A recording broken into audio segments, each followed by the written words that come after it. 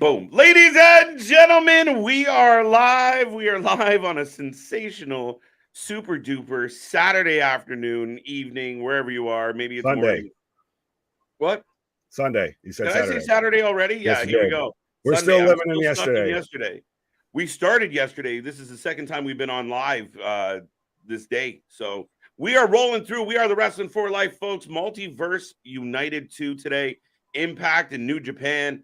We are already kicking off the action, and our buddy Joe Hendry is on his way out. But me and that pretty face are going to run you through all the action here today. So strap in, strap on, grab some snacks, grab some feel good, and let's go.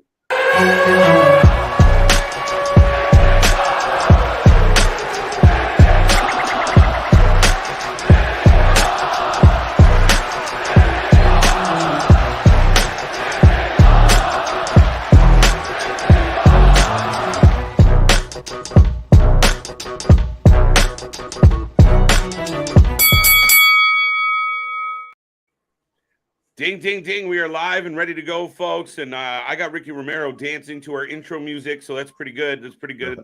But yes, it is a Sunday. We are the Wrestling for Life Network once again, and we have Impact today with New Japan. Lots of crazy matches. The card looks good. They've done this once before. It was very successful. But like I said, me and that pretty face are going to run you through all the action. I am Mr. Every Night, KJ White, the Iron Man of YouTube. And ladies and gentlemen, boys and girls, children of all ages, the Wrestling for Life Network proudly brings to you its YouTube tag stream champions of the world, the Every Night Delight, KJ White. I'm Big Nick. And yes, the multiverse has been torn asunder. We've got Impact and New Japan. And I just want to really quickly point out, literally the first comment the only comment on the live stream for Fight, where I'm watching the pre-show right now, just says, do they know they're live? Like, because it started off really clunky of we just had the intro up for a while. We just had visuals up. It's right. Like, what the fuck? Did you catch the audio? It was funny. Like, this isn't the right. That's not a good airport for you. Like don't say something stupid. Just personal conversations going out live on air. Uh-huh. It's almost like us, right? Yeah, pretty much. But folks, welcome, welcome, welcome. I hope everyone out there is having a wicked weekend and you guys are doing well. We were on live for 5+ hours last night. We're back at it again today, and we're here all week long, all the way into All In on Sunday. It's a crazy week here on the channel. We're looking forward to it. But we are kicking off this one, the countdown, with Heath, Joe Henry, Yuya, Rocky Romero. And I believe in Joe Hendry. And Yuya. Yeah. They got a remix with Yuya. No. Yeah. Yuya, I hardly knew you. Pretty much. They're going to take on Rocky Romero, Master Wato, and Taguchi. Right. So if you want to give us your predictions, you can. Does this count as Dale's championship being on the line? Because this is technically a pay-per-view. I'm going to give them the pass on this one, and we'll save it. We've got the Canadian judge weighing in here of giving him the pass. Just because it's a bit wonky. If it was like it's like a 4:30. Yeah, it's kind of a special showcase. There's not anything that's got a real huge build to it. Not at all. You've got a bit of New Japan stories colliding. Like you got the Bullet Club in a 12-man tag match involving Tama Tonga and Tongaloa and all that on the other side. I don't know if there's any big storylines that have been built up on Impact building to tonight. No, Impact's been building towards emergence. Their focus has been that, and that's where you kind of see like they tried to sprinkle in a little bit of already built-in rivalry amongst some of the matches, but for the most part, it's just kind of a showcase of both companies. Yeah, but that's kind of what's always happened with these kind of crossover shows when it was New Japan and Ring of Honor, when it's been the Forbidden Door.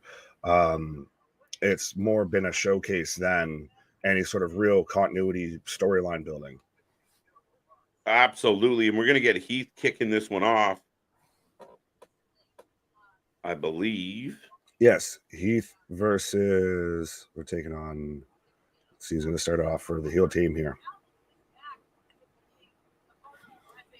Or if you could even really call them the heel team. So Rocky, not Ricky, Rocky. Ricky Romero. This isn't Boys in the Hood. This ain't Ricky. Right. Now let's get to the chat real quick and say hello to some people. Damien's in the house looking forward to some stuff. Ronnie's here maybe. Hello, Damien. Alexis has returned. Boston's in the house. King Jordan in the house. Yes, giving Richard's us the here. lovely. Sorry, I was just going to say, giving us the lovely news that All In and Emergence will be both on the same day. Yeah. Oops. Impact. little bit. You think Impact's sitting around when they announce that? Like, shit. God damn it. We hate these companies. Right. Ronnie, what up? I'm still upset about Denver's game last night. It's preseason, my guy. Calm down. Dude, it's preseason. Yeah. Their third squad lost to your third squad. You're all right. Right. Richard, what up? Bear, what up? Heather, what up? Heather. Happy Sunday, everybody. What up? Hurricane Rana from Rocky on the Heath. Yeah, we're starting off quick. So, like I said, I mean, as much as some of this might not be the most known, at the end of the day, I think what they've set up is we're gonna have some really entertaining matches here this evening. Oh, absolutely. I was gonna say, do we want to run through the corridors where we've got the pre-show going? I can run through it if you want to still watch the action here. Yeah, no, run through it as anything big happens. I can yell. Right. So also on the pre-show, we have Kenny King defending the Digital Media Championship versus Yoshinobu Kanamura. Yeah, one of my faves. Yeah. And then we've got an 8-way scramble: Bushi versus Chris Sabin versus El Desperado, Kazarian, Kevin Knight, Mao, Rich Swann, and Yo. It's going to be a good match.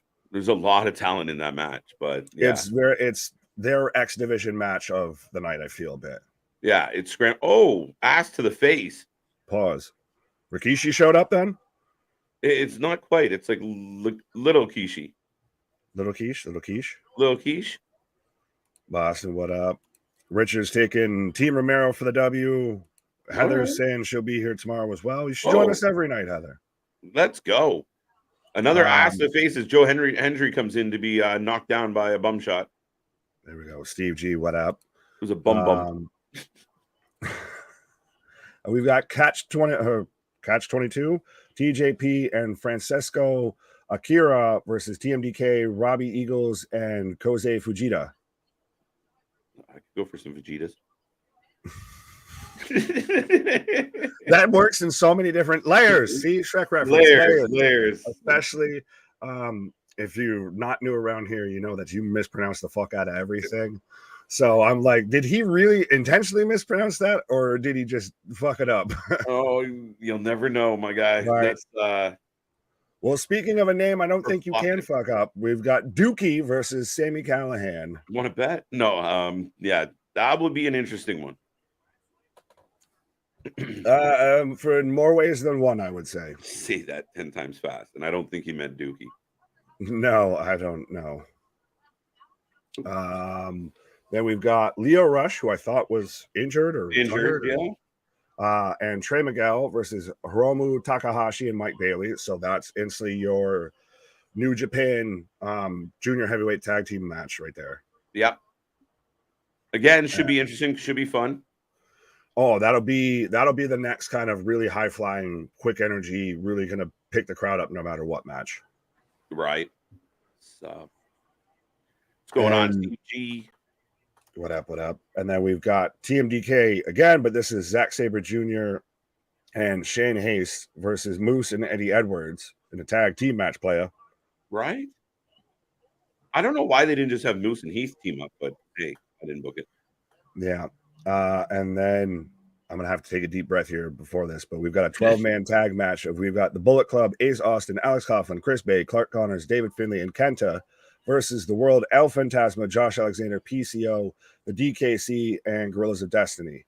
And a partridge in a pear tree. Well, you've got ex-Bullet Club versus current Bullet Club, too, in this. So I think that's this has been the match I was looking forward to the most on this card. Fair enough. No, I agree. Brother Fluff Salisbury says, I did it all for the Dookie. I did it all for the Dookie. Yeah, the Dookie. Yeah. So you can take that Dookie and stick it up your what? Stick it up your what? One match I wish they gave us was Trey Miguel versus Will Ospreay. Yeah, I would have been okay with that. It's Will Ospreay versus new Ricochet instead of old Ricochet. Right? That's really what it would be, and I'm all here for it. Yeah, absolutely. Sounds perfect. especially like Osprey's kind of new move that he's thrown in, the leap of faith, the kind of corkscrew off the top rope finisher. And then we've also main event, I would assume, is Alex Shelley versus Hiroshi Tanahashi for the Impact World Championship. Yeah, very much so. This is going to be very interesting, especially with the title on the line. Oh, absolutely. Well, and Tanahashi seems like a guy that he could do a run in Impact for a bit. Be very intriguing. And an Impact's not opposed to making a move like that. But Alex Shelley is in a multi-man tag match at Emergence. So it's not like he's even defending that title next pay-per-view. I was going to say, now I got to see if I can pull up the Emergence card here while you talk to the peoples, and we'll see if there's any carryover that we might predict this next card tonight. Right. Yes, Steve. Tanahashi, the ace of New Japan. Oh, any ladies on the show tonight? Yes, Steve. Tanahashi. Oh, God. Did I forget that match? I think I did. Yes. So we also have Julia versus Deonna Purrazzo versus Giselle Shaw versus Mamo Kogo in a four-way match for the New Japan Women's Strong Championship. Momo or Mumu? Mama? Momo. We'll go Momo. Popo Gijo. It's the main event. I imagine it will be Alex Shelley and Tanahashi, especially with the title on the line. Well, yeah, no, because I literally I forgot that match earlier. I didn't. Yeah. Well, it wasn't. Yeah. I was like, no. There we go. Can I get a hell yeah? That's all you, buddy. Can we get a hell yeah? What? Julia. It's gonna be a good one. Welcome. Oh, Ryan? And Komomo? Is that Momo Kogo? I'm trying to pronounce it right. Right. Kokomo. Way down in Kokomo, Bermuda, Bahama. Right. Joe Henry in control, by the way, folks. If you guys are tuning into the pre-show here for Impact, back and forth so far. Again, decent start to the night. Well, and it's at least nice that they've given us actual matches on the pre-show, unlike looking at you, WWE. Granted, AW, too much of a good thing. Too much. Yeah, we don't need 4. Right. We don't need a mini pay-per-view before a pay-per-view. And we definitely don't need your main event on the pre-show. True. Yeah, Listen, I've seen a lot of people, Nick, justify it because, well, something's going to happen during the tag match to build for no. You don't. If you're waiting, you can do that in a video package or a backstage segment, or the 5 weeks that you just had. Dude, you can't tell me how often have we built an angle for a main event in a pre-show before? That's not a good answer. Come on, right? Well, and even then, you still, and I know, obviously, hopefully, nothing happens, anything like that, but you still run the risk of anything could happen because it's live. We're live, pal, and that could seriously screw your main event at the Super Bowl for AEW. This is Tony Khan's. I can't say it's quite like Vince because Vince sunk everything he had to make WrestleMania work, but this has been the apex for Tony's booking. If this goes sour, he's got nowhere to go. Yeah, no, that's it. He is stuck. I mean, what do you do? Do you try again? And again, I still, we'll get into, a little bit later probably, but he still has the impending doom of an all-out in Chicago that's got to have some type of flavor. I've seen people saying it's just going to be rematches and everything. It's going to be, like I said, it's going to be the night 2 to night 1. Man, I don't know why he didn't just push it back a few weeks, and we do it in fucking October, right? The first weekend of October, hit us with one, and again, then you can kind of calendar correct next year. I was going to say, you only do 4 to 5 pay-per-views a year. You can spread them out a little bit. Yeah. Right? Once you decided, if you really, really wanted Wembley and the only date you could get it was the 27th of August, fine. You look it all out and you ask Chicago, who you should have an amazing relationship with. Right. And you just shimmy it down a few weeks just to give you a little bit of runway. Well, absolutely. And that's the thing. It's not like that had really been already super advertised or super built to or anything like that. It's still, we're weeks away from it. It's still not super advertised or super built to. You tell them you couldn't push it away months ago. It's over. Almost a year ago. Yeah. It's over. Yuya picks up the win. Yuya, we hardly knew ya. There you go. There you go. The babyface team, I guess, the more babyface team picks up the W. Team Impact beats Team New Japan. That works. Alexis says if Shelley wins, he has a title defense Thursday against Brian. Too many missing letters to make my Thursday. Thursday.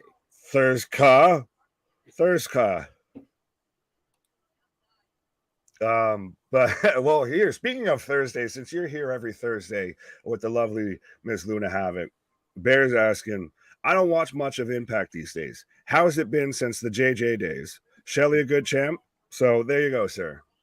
You know what? Impact's been solid, and I think it went through its lulls, and we've watched it where we thought it was damn near on the brink of goodbye. The week-to-week show is pretty good as far as like it reminds me of like NXT when it was coming out of the 2.0 era, where there was like really good wrestling matches, but then you had to deal with some nonsense, like there's witches running around, like, and people are getting vaporized and coming back from the dead, and you know, it's a little bit of soapy meets the wrestling. You're right. It's a little. It's in the vein of, I think, a bit of Lucha Underground, but it doesn't go into the full soap opera. It still tries to focus a bit more on the pro wrestling, but it's always had that ever since the Dixie Carter and the Russo era. Yeah, it's had that soap opera-ish feel to it. Now, what's happened in 2023 with Impact is they're doing really well, and they're holding on, but they've had an influx of people move out, especially in their women's division. Chelsea Green, Jordan Grace hasn't been there in a minute. Mickey stepped away. So they're in that little bit of like a lull, but they have a lot of good talent there that seems to be holding the fort. They've become a good spot for somebody that's, whether they're coming off of leaving WWE like Naomi or leaving AEW or anything like that, or, you know, making a transition in their career, whatever. Look at Nick Aldis, kind of came, passed through there, did his thing for a bit and bounced. So it becomes a place to where guys can go there, still have a good run a bit, still get some shine on them, and then they can move on. And Impact still keeps ticking and still keeps rolling, though, because they have a good home base foundation of talent. Yeah, and again, you get a lot of reps, and then you do have, like you said, it's an interesting mix. You got vets in there, and I mean, Scott D'Amore's done a really good job. So they're the little engine that could. And at the end of the day, some weeks are complete miss, and other weeks are outstanding. So some of my favorite matches this year have come out of Impact. So we'll see, but it continues to do its thing as Kenny King comes out, Nick. Absolutely. And I keep thinking my audio is going way too high whenever the New Japan announcer announces somebody, because this man is going full Bruce Buffer. Speaking of the UFC that we just watched last night, they're going full Bruce Buffer on every announcement. So we've got Kenny King right now defending his digital media championship. Oh, why did that happen? I don't know why that happened. Jordan, what up? If Tanahashi wins, he'll defend it against Josh or Macklin. Could Tanahashi win it and then be the hop, skip, and a jump to Josh or a Macklin? Maybe a Josh. Yeah, it looks like, I mean, I'm only thinking Josh because Josh made it back first, right? Like, Macklin hasn't arrived back yet. Well, and I was looking at it more in the sense that, as I'm taking Kenny King for this match, I'm with you. I'm thinking Macklin you could still do versus Shelley, and it makes sense. It's heel, baby face, all of that. And the rematch, right? It would be the rematch as well. Josh versus Shelley, while it'd be a fantastic match, it's babyface versus babyface, and you don't know who to cheer for. You do turn Alex Shelley kind of heel, really hard. So I think you sell it with the dream match of Josh Alexander versus Tanahashi. That works better than trying to do Shelley versus Josh. Yeah, no, that's definitely a good shout. And I mean, I think the only factor with that is what is the time frame on Macklin. But yeah, I mean, even if you go a month with Tanahashi, depending on his schedule, it's not a terrible idea. You get it to Josh, and then you go back to Josh versus Macklin. Yeah, you go back to Motor City in the tag division, all of that. And that's the match we've all been dying for is the Macklin Alexander match, because I think if you keeps time getting this right, competed. I was just going to say, if you time it right, depending on, I don't know Macklin's time frame or anything, so this is all purely speculation. If you timed it right, you could get WrestleMania-ish season, and do Macklin versus Josh and build to that. I think that's your real, like you said, we're saying it's your money match to make. Yeah, Bound for Glory kind of thing. Not a bad idea. Right. Kenny better win. There you go. What? Brandon, what up, my guy? I don't know what Boston and Steve were talking about. I do like Sami Callihan. He's a pretty decent worker. Not bad. Yeah, no, Sammy's good. He's had a lot of heat in his career. I still remember and still really liked and wish we could get back to that, where he was the guy in Impact. He was the guy. Granted, obviously now he still does everything with Wrestling Revolver and all of that. He's got that whole side project. The man's an underrated talent. Yeah, and I feel like, physically he's changed over the last few years, so he doesn't quite move the way he used to, but he still played it. When he was doing like the lights out shit a lot and messing with people, and he was that dark side of Sammy, it was real strong, Nick. So yeah, to your point, I think a guy that kind of a little underrated. Oh, absolutely. Well, I think now this just popped on my head of a fantasy book dream match of Sami Callihan versus Bray Wyatt. Yeah, that'd be fun. I think that'd be a lot of fucking fun. To me, they're two sides of the same coin, a little bit. Very much so. Same idea. And especially when Sammy's really pushing the envelope, it could work. Right. It'd be fun. 2 count. I just think he's got both men, but especially like Sammy, since we were talking about him, has a really good mind for the business when it comes to that really creative side. Oh, absolutely. Kenny the stripper for the win. It's true. Let's go. People don't forget. Callihan, former OVW, no? Yes. Former, no. He was in OVW once upon a time, was he not? No, he was NXT. Was it NXT or FCW? Either way, when he was like the hacker gimmick and shit. I don't remember him being in OVW. Yeah. Maybe. I thought he transitioned from OVW and like he was in that. Maybe it might have been FCW. Well, I was gonna say that's that weird lost time transition for me. It's all blurred together. Right. When you watch this much wrestling, it does kind of blur together at times. Right. Chris, what up? Kenny King for the win. Are you taking Kenny, sir? Yeah, I think Kenny's going to win this one. Kenny's been doing a good job, and they've kind of made the digital championship a little more of a mid-card title and not a gimmicky title. So we haven't gotten like the kind of nonsense with the first few title defenses we had. Hey, don't you put discredit on Joe Hendry's name there being the greatest digital media champion of all time, by the way. He needs to go after the main title. I wanted Joe Hendry and Macklin before Macklin got hurt. Real dude, I respect to Joe Henry because with his current character in Impact, I don't know how we get there without a lot of work. No, I mean because he just had a lot of runway to make that work. I don't think so, because he's such a baby face, right? And Macklin's such a heel. So if he was to come out and just kind of mess with him, especially coming off like a digital media title run, I think it's a quick turn, or you have him win a number one's contenders match. But he is such a baby face, and he's so over, if not one of the most over guys in the entire company. Going up against the biggest baby heel would work really well in my head. Right, as a tornado DDT. But to me, like I said, as much as I believe in Joe Hendry, I've been on that bandwagon for the longest time. But if you do more of what he did, and I know that's going to be niche upon niche here, in like WCPW, what he was doing on the UK independent scene with the Prestige and everything, when he was more of a serious gimmick, then if he transitioned to that, I think that would work a bit better than with him versus Macklin. No, my thought is what he's doing right now, that's why I want him to go up against someone like a Macklin, because I want that pure happy-go-lucky baby face up against that dark heel. And I like, again, because it's so over, and if he starts making songs and shit about Macklin, it's going to be very interesting. But then he's got to turn on the shut up and put up time. So that's my take on Hendry, though. I like him a lot. No, that's not a bad. Like I said, you could very much make it work that way, just because he just makes such a mockery of Macklin being so serious. It's such that counterpoint. Yeah. Steve G. Cornette loves Callahan as much as Omega. True story. Wait, so Omega loves Callahan? Is that what you're telling me? No, I think he's saying that Jim wants them both to be at the bottom of a barrel. Yeah, well, Jim's not right about everything. I'll say that. Right. Well, yeah. Speaking of someone who might be right about everything. No, I'm not. Right. Normally not right, actually.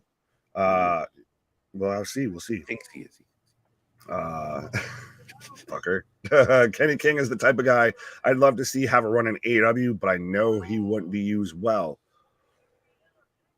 I think he's such a talented guy, though. It's so unfortunate. You just assume if he gets there and he's in the right position, something could work out. A little bit of like that didn't look good. Pele kick into tornado flapjack for a 3 count. So Kenny King picks up the win. I would go the other side of that, and this is borrowing heavily, honestly, from Impact, is when you had Kenny King and Bobby Lashley paired together. Kenny King, Bobby Lashley, and the Street Profits. Yeah. Tell me that's not a hell of a faction. I mean, absolutely. Kenny King's really talented. Been around for a while, a veteran. And again, that's where you get a little curious as far as, does age play a factor and such? But he is a great guy, a great utility guy. Definitely adds something. He is another one of those guys that I think was underrated for a hot minute. Yeah. No, he's had a good return to Impact. And when the Ring of Honor people dissipated and most of them went back to AEW, I mean, Kenny stayed and he's done well. Right. Small Mark, what up? Vita Scott on commentary. I dig it. I didn't notice. Heard her. Yeah. We tend to talk and kind of give our own commentary. So it's true. The alternative commentary to all the rest. What? Oh, and so now we've just got the logo for 2 minutes as we're about to kick off with the main card, I will say. Here we go. Right. So the pre-show flew through so fast we missed it. It's a short pre-show, so we can appreciate that. Oh no, that was 30 minutes. There you go. Shit. Yeah, but it went by at a good pace. Folks, the main show is about to begin. Multiverse United to Impact in New Japan. Big Nick and I have all the action. Make sure you go be a friend, tell a friend. Anywhere people are talking wrestling, let them know about the Wrasslin for Life Network. And there's going to be a fun one. And we are back tomorrow for Raw all week long, Nick. It's going to be a crazy one as, we get into Saturday, the usual routine, and then Sunday, brunch with the boys, all in. And whether we like the booking or not, it's going to be an insane day. I'm starting to almost get of the mindset of, like I said initially, with wanting the whole surprise angle on that of I almost don't give a shit at the booking. Like, just have it be a fucking good day of wrestling, please. Just please. Don't make it too crazy. Don't make it too silly. Just a really good night. Afternoon, even. I want to have a really good afternoon on a weekend watching wrestling. Yeah. Normally a hard thing to come by with AEW, but Kevin, what up? Small Mark says, I don't anticipate any title changes tonight. Boston saying Kenny King versus Jimmy King for the crown. What? Let's go. And then I love that, Nick. That would be awesome. What? There you go. Also, right. James saying, I would love to see King or Odyssey Jones in Lashley's faction. Well, did you see this story going around real quick? I've got 18 seconds to say this. So right. They drafted Odyssey Jones to Raw with no plans for him for creative. And that's a fucking news story. Everyone could see this by now. And it's no shit. Several times this week, I've seen stories of Odyssey Jones, creative has nothing. Fucking, who was the other? There was 2 more that came out this week. Same thing. Elias, they don't have anything for him. Like, it's just all this shit. But I mean, at the end of the day, we have no idea. Would Odyssey Jones complement the Hurt Business or whatever Bobby's doing now? 150%. Oh, I think that there's ways that you could work these people in. And to me, honestly, the fact that you would move them up or have them on your roster and not be utilizing them is an indictment on your own job. but that's neither here nor there. But the fact that that's getting reported like it's major breaking news, that they had no plans for him. It's like, no shit, we have eyeballs too. We can see it. Clearly, they're not hiding it. Clearly, they're not using the person. Right. And I mean, one thing, I think there's a very, very big differential between not using somebody and not having a plan. Like, again, you can't just take 15 new people and throw them on Raw and go, here they are, and make it all make sense. There is a trickle effect to this. Yeah, but this has gone from a trickle to a fucking iceberg melting here. All right, maybe I'm being a little too nice on that. Right. Christopher, what up, my guy? Hey, KJ, Nick, I hope you guys are doing great. Where's your buddy that normally shows up with you? I think his name's Michael, if I remember correctly. Christopher, what up? Been a minute. What's going on, Chris? Street business versus the New Days. That their just now official name is just Street Business? Because if it is, that's a hell of a fucking name. I like Bobby and the Prophets. Bobby and I forgot about that. Bobby and the Prophets. The latest Motown sensation. Shoot, doo-doo, shoot, doo-doo. Right? We gotta do the slide out. Right. Slide. Odyssey Jones, and there you go. Evans have nothing for. Yeah, that's the other one. Now, very interesting what's happening with Lacey Evans, because we haven't heard shit yet. Do something strange for a little piece of change. I think they just have mutually parted ways. They've used the Tony Khan. We're not even putting out a press release about it. We're not going to tell you that you're gone. Everybody's just going to kind of know that you don't work here anymore. I saw a thing today that said, does Ryback and Goldberg have to be booked to save Lackluster All In? What the fuck? I will touch on that in a quick second. But yes, shout out to Mark with the correct call out on commentary. But I do really like Impact's commentary team, by the way. I think they're great, an underrated commentary team in wrestling. But I just want to say yes to Ryback versus Goldberg just for the memes. I just want to see it happen, just so we can have it happen and just move the fuck on. We can't ever talk about it anymore. It happened, and we're moving on. I think it would make for good streaming. I think if you're 100%, it would be the greatest moment for the stream. What song would they even use for Ryback? Because I'm pretty sure he had like a stock WWE one. Or am I wrong? No, it was the Feed Me More. Right? Could he even use that? I don't know. No, it wouldn't be. You'd have to come up with something else. You know, shit. I was trying to think of something on the fly here and it wasn't working. But we're kicking off with the 8-way scramble here.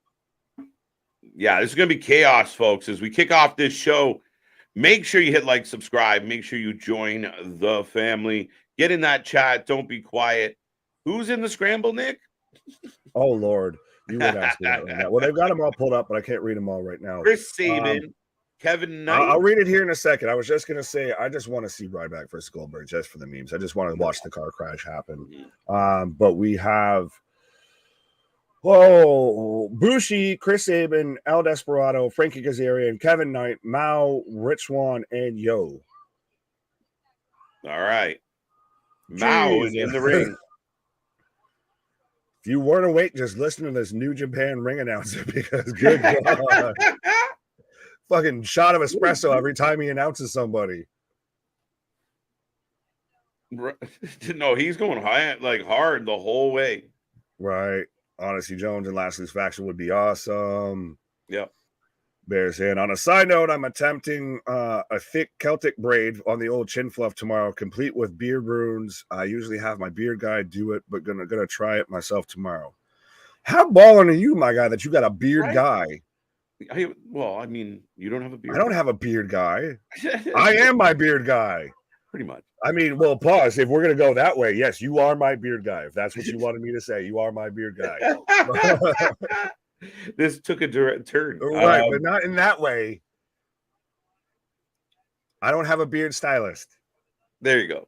No, that's awesome, dude. That's something, yeah, I mean, I've had it twisted a few times, but never never in that manner. So let me know. You got to change your Abby so we can see that shit. Mm-hmm.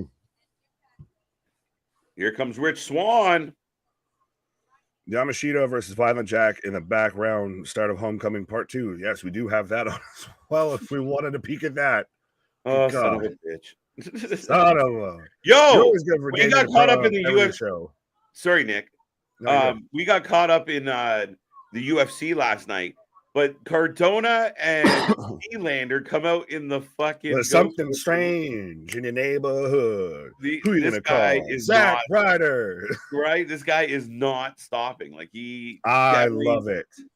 Yeah, it's hard to argue. 100%. And then they just got gushed from fucking forehead to asshole by Nick Gage and Maki Ito. Yep. Maki death kill. Right. Sabin for the win. Sabin for the win. Knight for the win. Sabin for the win. Sabin for the win. Oh, man, you got to have a beard guy. I mean, in one sense, like I said, I do have a beard guy.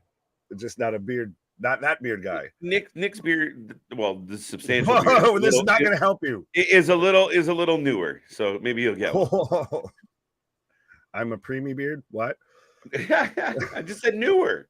I remember when I can see Kevin Knight winning this one. Shout out my guy. What up, my guy? New name around here. New face. McVeigh. Toxic Shock. Yo, what up? What do you rate Steve Austin's Broken Skull IPA? I haven't tried it, honestly. I know that's like sacrilege and heresy for me to say, but I just haven't been able to get my hands upon it. My mistake. Tony Deppen is in action right now on GCW.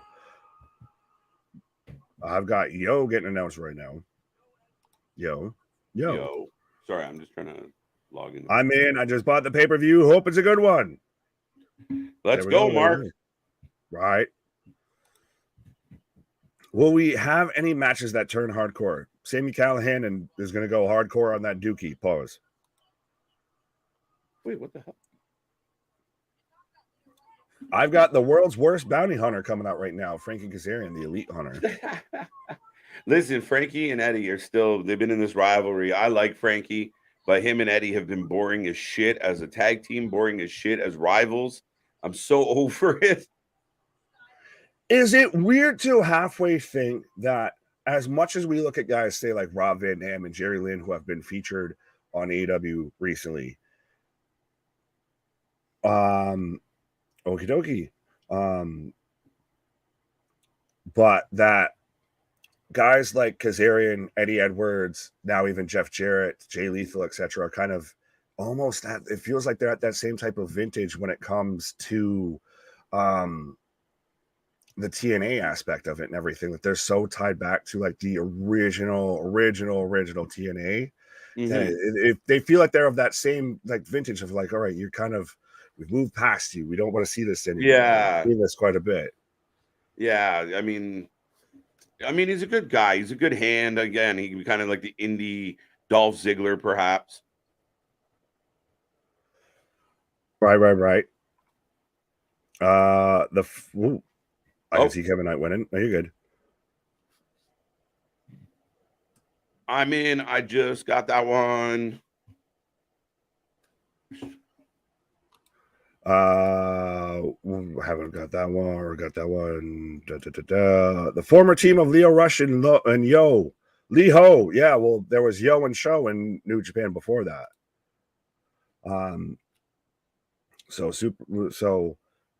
Across the board, there's still New Japan influences, man.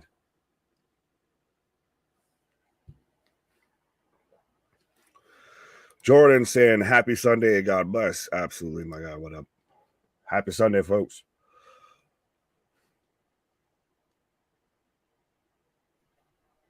Saving for the win. Saving for the win.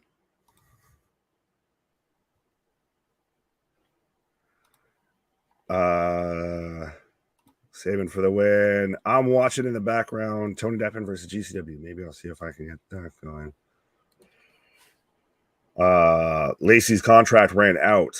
That hasn't been officially confirmed yet. Everybody's just really kind of speculated, and she's very much gone that route. I think she's not going to another wrestling promotion. And I've still heard, have you seen this going around?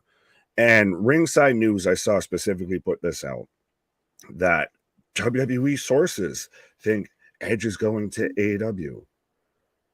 What the fuck? Like, no one's literally even else has reported that. Why would you even think that? It's just so fucking ridiculous to me to source shit like that. But I don't think Lacey's going to another promotion. She's not going to AEW, I don't think. You were not going to all of a sudden see, Christ, I can't even remember her shoot name. It's like Macy something or whatever. Macy Australia. Australia. You just starting to name off Australia. countries. Australia. Oh, right. Australia, something like that. Sorry with an E. But I think she's going the Mandy Rose, the Paige Van Zant kind of route, to where she's going to be more on them spicy websites. Maybe. There's been hints. Right. Happy Sunday. God bless. This has an old school Ring of Honor vibe. I would say so. Little bit. Well, has Impact become that bastion for wrestling fans? Because when Tony bought Ring of Honor, we thought we were going to get Ring of Honor, and instead we've got Dark Ring of Honor. Yeah. Oh, everybody's getting dumped on the outside right now. Well, 4 of the men. Now we're good. Right. Lacey Evans is going to end up in Impact. Could. I don't know. She'd do all right there, no? I mean, Dana Brooke's still with the company. So, and Aaliyah's still with the company. So what the fuck does that say about you? Team Swan and Kaz for the win. Oh, Rich Swan flying around Mao. Yeah, there isn't a team though. So you're oh wait, I thought it was a tag match. Yeah, no, it's a singles match. 8-way scramble. I just went with it. I was like, all right, go Team Swan. Right.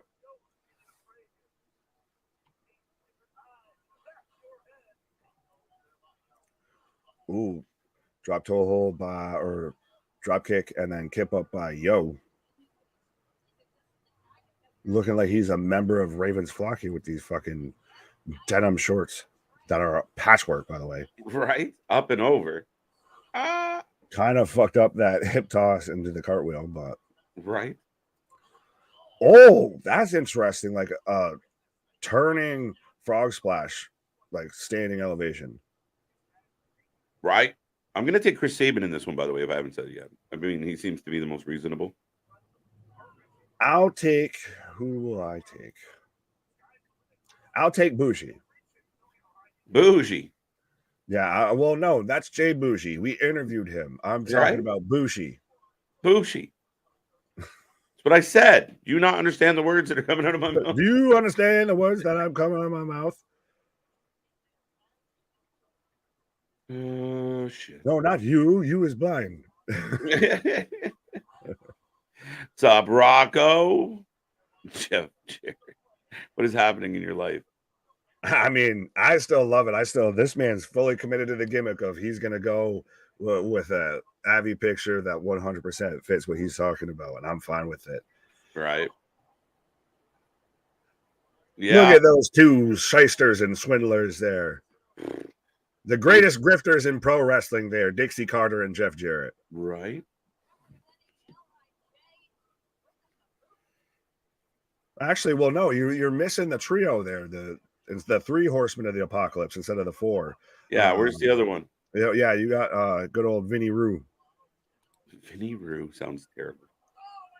Go because he is. But to be perfectly honest, who else would want the gymnastics queen Dana Brooke?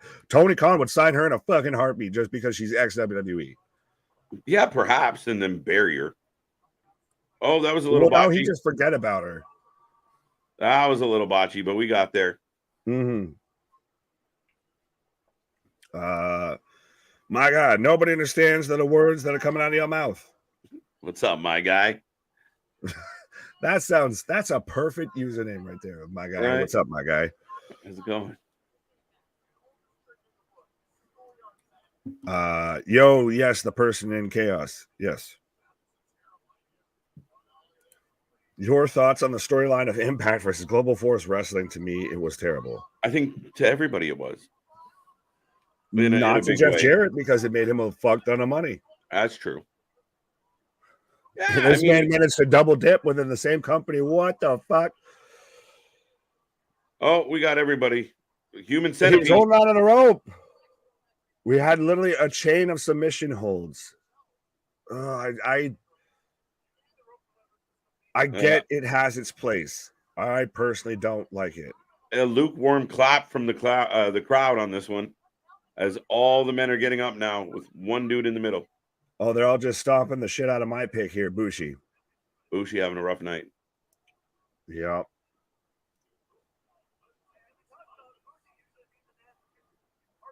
It's so weird because they cut to one different camera angle, and honestly, the entire it gets so much darker and everything changes visually between going from one camera angle to another.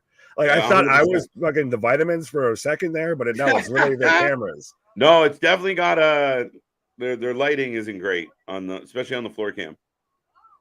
That one corner cam it's set in cinematic tone, they've got the weird sepia filter shit on it or something. You knock that off. I think they just stick the hard cam, please. No, but you can't because you go into a spot in the corner here. That's not going to look as well. You're not going to get the same angle. We're slowly setting up this. The Tower of Doom spot. Yeah. And slowly going about it. Yeah. There you go. This is the thing, though, when you have 8 men involved, and I don't believe it's an elimination match. No, I hope not. No, I think I would like it to be an elimination because it might move at a quicker pace because then you start getting 1, 2, 1 little, 2 little, 3 little, get the fuck out of here.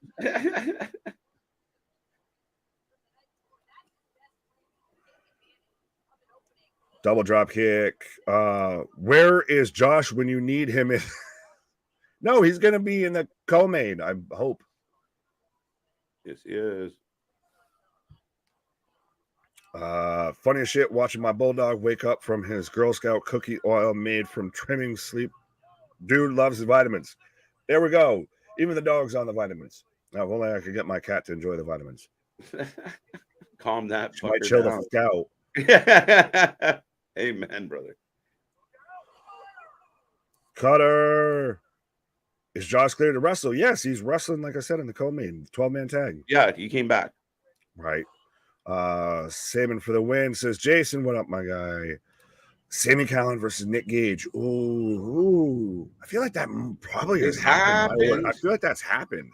Yeah, I feel like that's been a thing. Now I want to go find that somewhere. Oh, I hate that shit. The fucking no-sell, the cutter shit to where you stop yourself and then plant back up. It's just no one would do that unless you're cooperating. And I get, obviously they are. We're not going to break that down. But make me fucking believe that shit could really happen. Right. Saban right now in control. Oh, he's trying to catch him. That was, what the fuck? That you should have just done the DDT. I'm going to have to adjust the brightness on my screen. Like I said, I keep literally, this is tripping me out. Saban picks up the 1, 2, 3, by the way, in a sloppy jalopy match there. Yeah, this production for this has been all over the place. We saw the pre-show to where people are asking, do they know they're live? To literally they switch the cameras and it's like watching a different show because of the darkness and everything.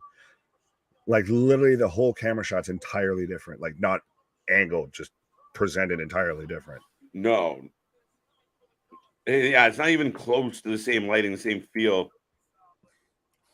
Has Bushi's raising Saban's hand now because why?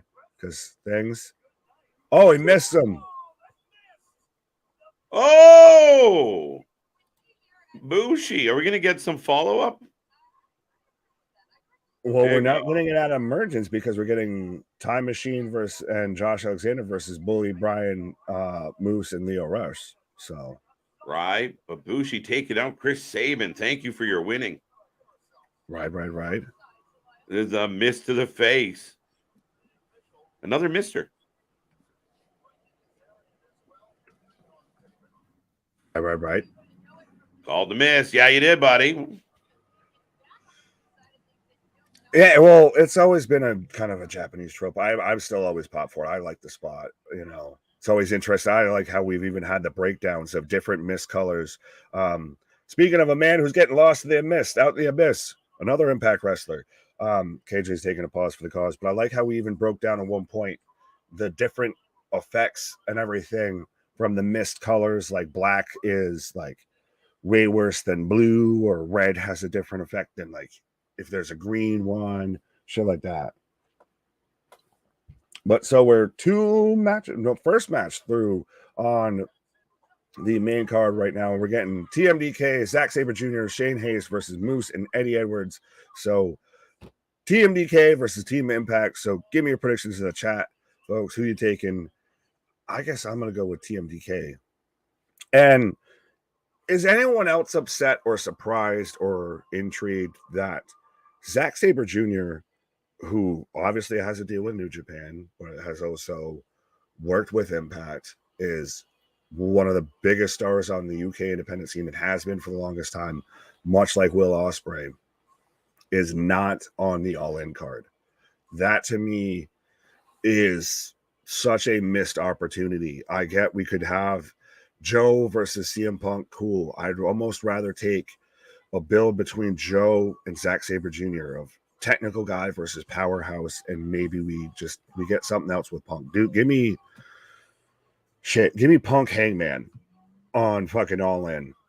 Shit, Hangman ain't doing anything. We've already got Kenny versus Takeshita. So give me Punk Hangman on All In, and there's instantly two better matches than what we've gotten so far.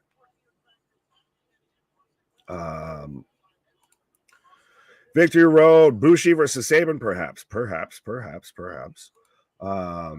Maybe it's not completely live, maybe some pre-taped. Oh, with this? Are you saying with this right now? No, this is 100% live. Trust me, we know from being as live as much as we are, you're going to have your fumbles, you're going to have your blunders, everything like that. We probably do at least 1 to 2 a show, I feel like, or at least just me. But they're very much, it's live, and I think they're just really having to try and adjust on the fly, and I don't know if they have the capability to do it or have figured it out. Like maybe they were waiting to get through the match, so now they can take the time and adjust the fucking nope, because it's still happening. So it's that one camera, but they're very much still live. TMDK for the win. TMDK. Team Impact, says Alexis. TMDK. Rocco saying, I'm from Chicago, but here you go. Well, at least you still had the better team up there instead of, the Cubs or the White Sox. Are you a Bears fan then? Are you, all about Dub Bears? Dub Bulls. No respect to my Chicago Connects then. But is that like, I feel like now, especially because you got the white flag or the white background in that, it's almost like waving up the white flag of surrender here, because I feel like that's kind of what the Yankees have done with the season here. We're in a 7-game losing streak. I will be amazed, and I'll personally say I don't want Aaron Boone to keep his job. I wanted him gone back when we were losing series in the playoffs to the fucking Astros multiple times, or back-to-back years. I haven't wanted him in that dugout for a hot minute. So honestly, hopefully he's out, but appreciate it, my guy. TMDK for the win. TMCK. TMKJ. Heyman in a 6-man tag with Kenny and Coda. Oh, he is. God, I thought we were going to. I literally fantasy booked it myself to where we were going to get Kenny versus Coda in a singles match, to the point to where I believe that was the match we were actually getting. See, even then, minor adjustments, minor tweaks here could actually make this card 10 times better. It's just minor tweaks here. Y'all 8 behind. I got Moose and Ring already. Yeah, I've got TMDK coming out right now. I don't think I'm behind you at all, sir. I think I'm just more behind on the comments. I'm watching a 6-man tag match right now and GCW in the background. Fair enough. Big Nick, now, wow, someone agrees with me. I don't want to see Joe versus Punk for like the 100th time either. I'm not saying I don't want to see it. I'm saying it. You could spin. There's better booking you can make there. That's what it is. I don't mind doing Punk versus Joe.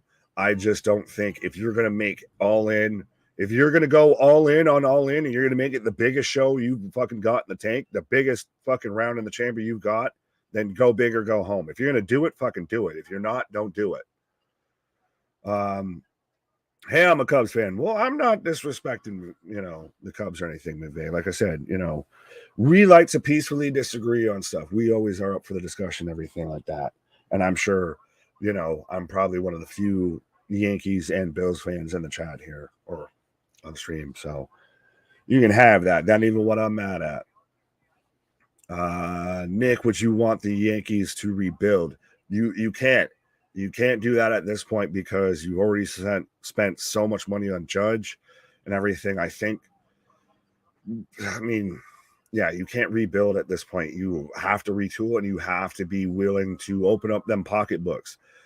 Baseball is still always one of the last bastions where you could just pay for whoever's got the biggest piggy bank wins, to an extent. And I think, obviously, I know we've done that a lot, but I think it comes down from, I don't know if even Cashman keeps his job at this point because maybe he needs a change because as much as the managers sucked and picking out lineups and everything and putting people in positions, I think a lot of the moves Cashman's made recently have not been really great and have not panned out.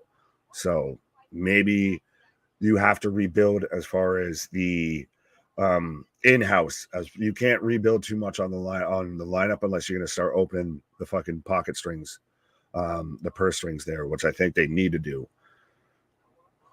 Making me miss fucking Steinbrenner and Torrey out there. I always love the Bears. They show do good this year, but it was rough having Jay Cutler. Oh, they should do good. Well, it's going to be interesting because they've got Fields and Moore, who you guys got from trading the first round pick to Carolina. So everything that they've seen, it's going to be a really young offense. And right now the NFC North's kind of up for grabs because Rodgers is out of there. Vikings are trying to really figure out what they're doing. I think this is the end of Kirk Cousins' deal with them. Like I said, we've got the Jordan Love experiment going on in Green Bay, and Detroit's really your biggest threat in that division. I really am a fan of what Jack Campbell's doing up in Detroit. But we've got Zack Sabre Jr. stomping on Eddie Edwards' elbow right now in the ring. I guess I should probably actually talk about the wrestling line. Golden Cowboy Elite versus Jay Juice and Takeshita. Yeah, okay. Shane Hayes came from NXT. Yeah, it was, what was it, Shane Thorne? He was part of the TMDK that they had in NXT. Yeah, okay, Small Mark. Yeah. TMDK for the win. TMDK. Toxic saying hi again. What up, my guy? Yes, I think both Omega and Punk matches are way below expectations, especially for a Wembley card. In an all titles match. Oh, Alexis, which match are you talking about? Refresh my memory. I'm a huge fan of Zack Sabre Jr.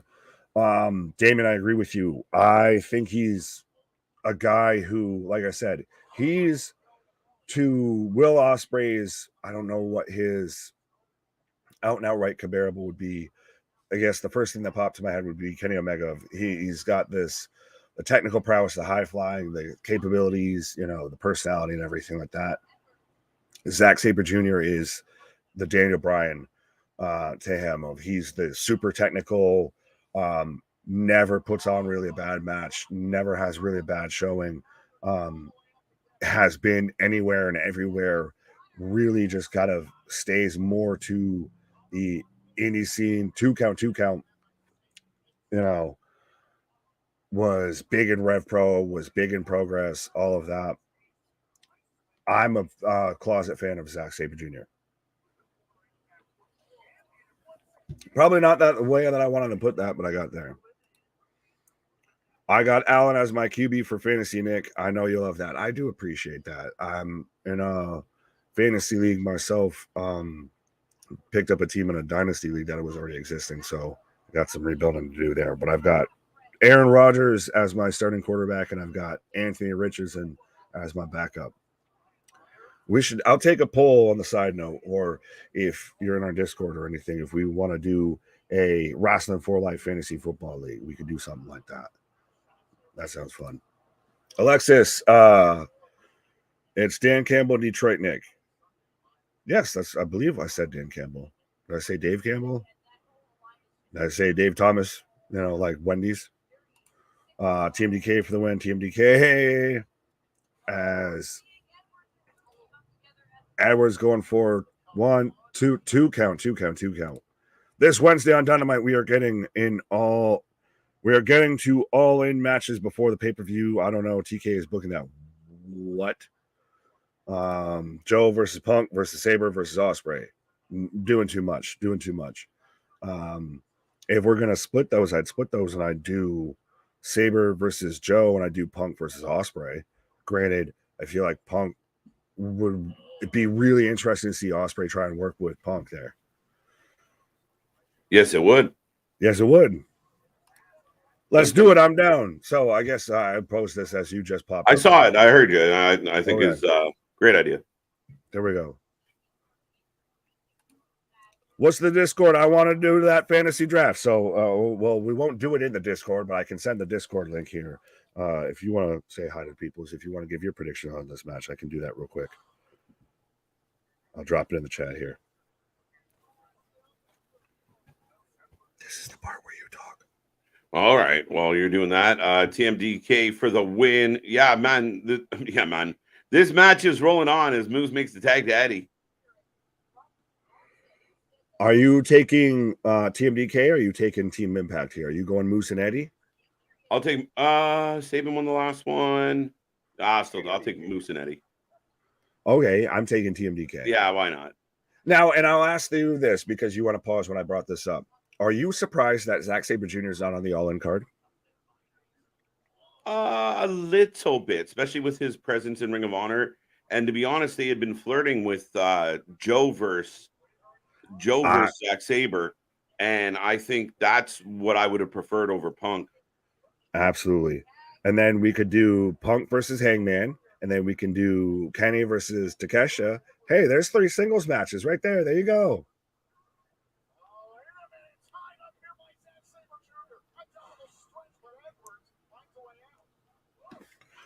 There. I just dropped that in the chat here. It should pop up. The Discord link. For anyone that wants to, talk all the wrestling when we're not live. I know those are rare times, but still. Right. Wayne and Darby versus Fox and Strickland, and the other is the Elite versus Bullet Club Gold, I believe. There we go. No, but Darby and Sting has already been announced. So, Rocco, you might be a little behind as far as it will be Sting and Darby taking on AR Fox and Strickland, but that match will happen on Wednesday, this one here on the screen. And then Elite versus the Bullet Club Gold, that was announced for Wednesday as well. Yeah. Oh, so I think that's what he was trying to say earlier. Yeah. We're pretty much getting matches that should have happened at All In on Wednesday. To me, it doesn't make sense to have Wayne. Like, you have 75% of your tag team match is going to be in the match on Wednesday. The only difference is Sting. And I don't think you should be telling me as a fan that Sting is a better wrestler than Nick Wayne. Nick Wayne's your up-and-coming prodigy. So you can have Sting's pop as a manager, as a third. He isolates or takes out Nana, perhaps. But I don't like the booking. Well, Tony's allegedly been on record saying that he believes this run of Sting and AEW, all of him needing dental work because he missed the fucking table and shit like that, and everything has been the best run of Sting's career. Did you see that? What hopium are you smoking, Tony Khan? Because I'll take 2.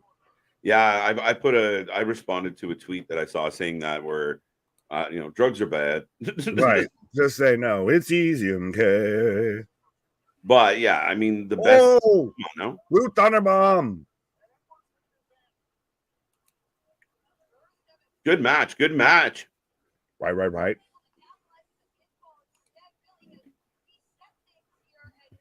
Ooh. Oh.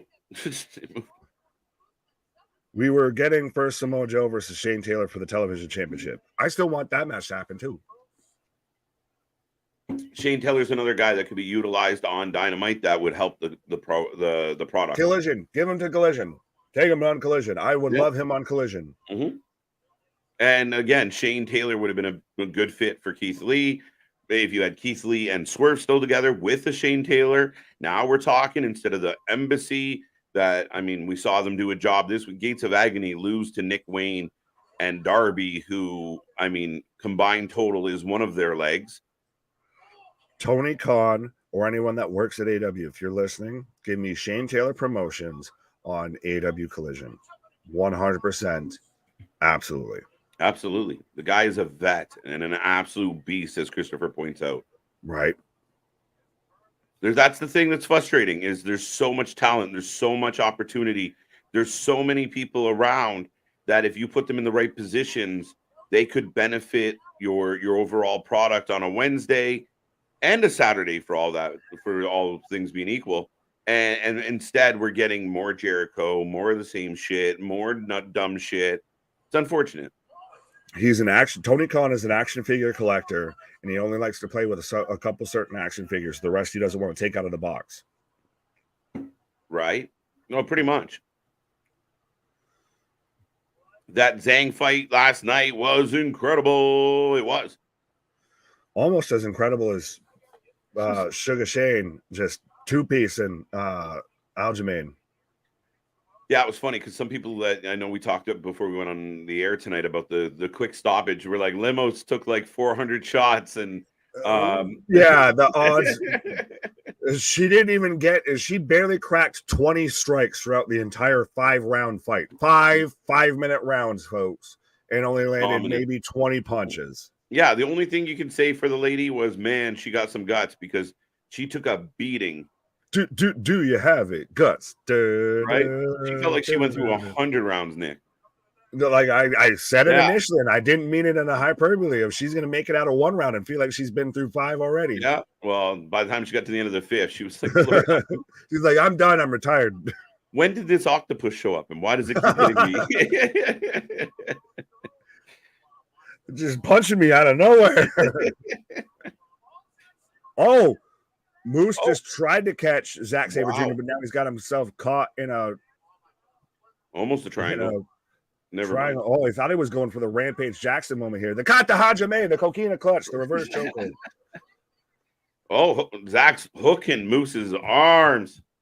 I was going to say, speaking of octopus, he looked like he was going for the octopus hold there. Right? Oh! 1, 2. And he breaks it up. There you go. Shane Taylor's a beast. KJ and Nick, I agree with you guys. Shane Taylor Promotions should be on AEW Collision. Would be great. Great. Absolutely. 100%. TMTK are super athletic. Yeah, I mean, they're nice yin and yang. I heard you talking about it right as they came back, was that, I mean, the technical prowess of Sabre Jr. and then the counterbalance with Shane. Well, I was saying the counterbalance with Ospreay because somebody was talking about applies here too. Was saying, yeah, well, a bit. Well, that's more. I think Shane's more the powerhouse. I think someone asked if Shane or TMDK was part of NXT before, which they were. But I was saying the comparison of, to me, Zack Sabre Jr. is the Bryan Danielson for the a US audience. And I would say, I guess the closest comparison I could get with Ospreay was maybe Kenny, but I still think that's a bit of not a valid comparison. Oh, it's over. Here, 1, 2, 3. I'll take the point. Thank you. I was going to say, I think I'm like an offer right now. Yeah, I am. We haven't had much. As far as main card, I'm 0 for 2. Yeah. Moose gets the win. What do you think about Miro versus Powerhouse Hobbs at All Out, not All In? Yeah, All Out. So big beefy boys slapping me. I think it's interesting. I wish there was a better build to it, but they've got some time. May not be a lot, but they've got some time. Well, I mean, your tone in the answer it says it all. Yeah. Is we like them both. We're going to see them, great. But at the end of the day, yeah, I mean, for their first match, this feels like a Saturday night match with how much we're kind of invested in it. Well, and even then, I think it would work better as a Saturday match. You know, it's almost one of those of this isn't the way. Like, we don't want to see this. Like, this is how did we get here? We've got, you know, kind of a heel versus kind of a heel. Like, why are we here? You're right. I mean, if their first match had been a couple weeks ago, Nick, and it was on Saturday, and then they had like some follow-up beef, and then it led to this pay-per-view match, great. But it's just been like, I kind of don't like you. I kind of don't like you. All right, match. Right. Pay-per-view. But speaking of someone we do like, Paul saying, hey guys, what's up? How you doing today? Good, I hope. Haven't been here in a couple of days. We should always be here. But I appreciate that you're here now. But I'm here now and listening to the best wrestling podcast on the internet. Why? We appreciate it. We really do. And that's not deniable. That's a fact, Jack. Like Paul Heyman says, that's not a prediction. That's a spoiler.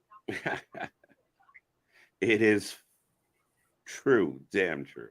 I was like, where are you going to go? Shane Taylor Promotions was great in the original Ring of Honor, but TK doesn't like big men, just like VKM doesn't like tag teams. Yeah, valid. Yeah, a little bit. Well, I think there's a lot of things that Vince doesn't like sneezing or, you know, other human beings. Anybody but Brock Lesnar. Well, anyone but himself. Anyone but himself. Wrestling so we're setting fans up, as a whole. Right. We are setting up the fatal four-way right now. Right. Nice build. Nice little package for it. Pause. But I'm taking Julia for this match here. I don't know about you, sir. It's not bad. I'll take Deonna Purrazzo. Do you think she wins the New Japan Strong Women's Championship? Champ comes back? Or maybe no, is she? No, she's not the Impact Women's Champion right now. No, she's not. Yeah, you know what? Julia's probably going to win. She's the belt holder. We've had two Impacts in a row. You got me convinced. I think she's becoming that next kind of breakout star out of like the kind of stardom scene or whatever. Yeah. Like we've seen with Asuka, we've seen with Kyrie, we've seen with Io. I think she's going to be the next one that probably makes that jump. Yeah, high on the PWI Insider, if that means anything. So built a big name for herself. A lot of people look to her as one of the best women in the world. So, yeah, I mean, this match is going to be fun. Right. I was going to say, and speaking of jumping.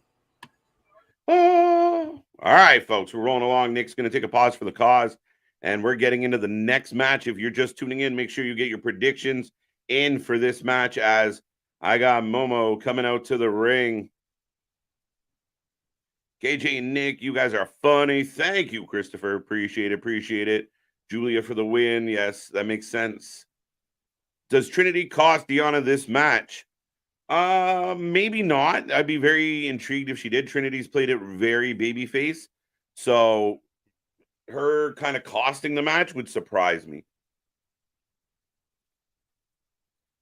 And Nick's not lying. The New Japan announcer is hammering down. Julia for the win says Jason, Julia.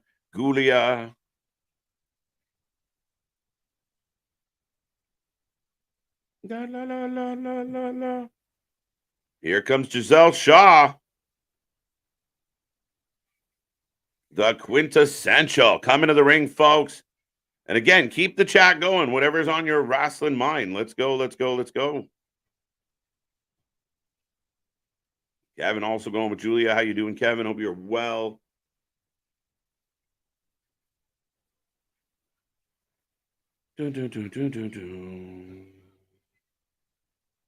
Let's see what else. If I missed anything, doesn't look like it. Early thoughts on what you think would happen on Impact 1000. Impact 1000 can be fun. I'm curious to see who's all involved. You know, will we get a little package from AJ again? Will Samoa Joe, drop a message for Impact? Again, there's a lot of alum kicking around, but we are going to get the Dudley Boys for sure. That should be fun as they reunite for 1000. I believe it's the first Thursday of September. as Deonna Purrazzo is here. The virtuoso in the house.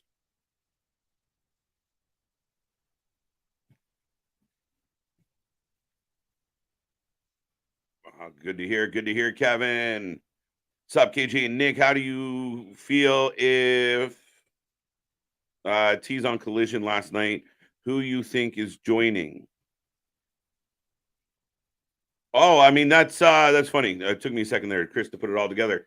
Yeah, a lot of. I mean, we've been wondering what they're going to do with Roosh, and we're finally going to find out a little bit.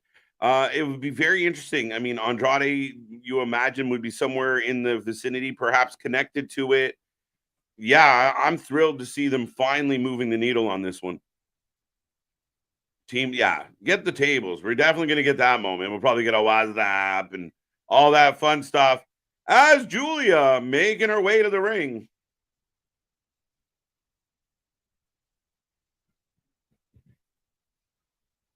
There you go. Christopher's pumped about it too.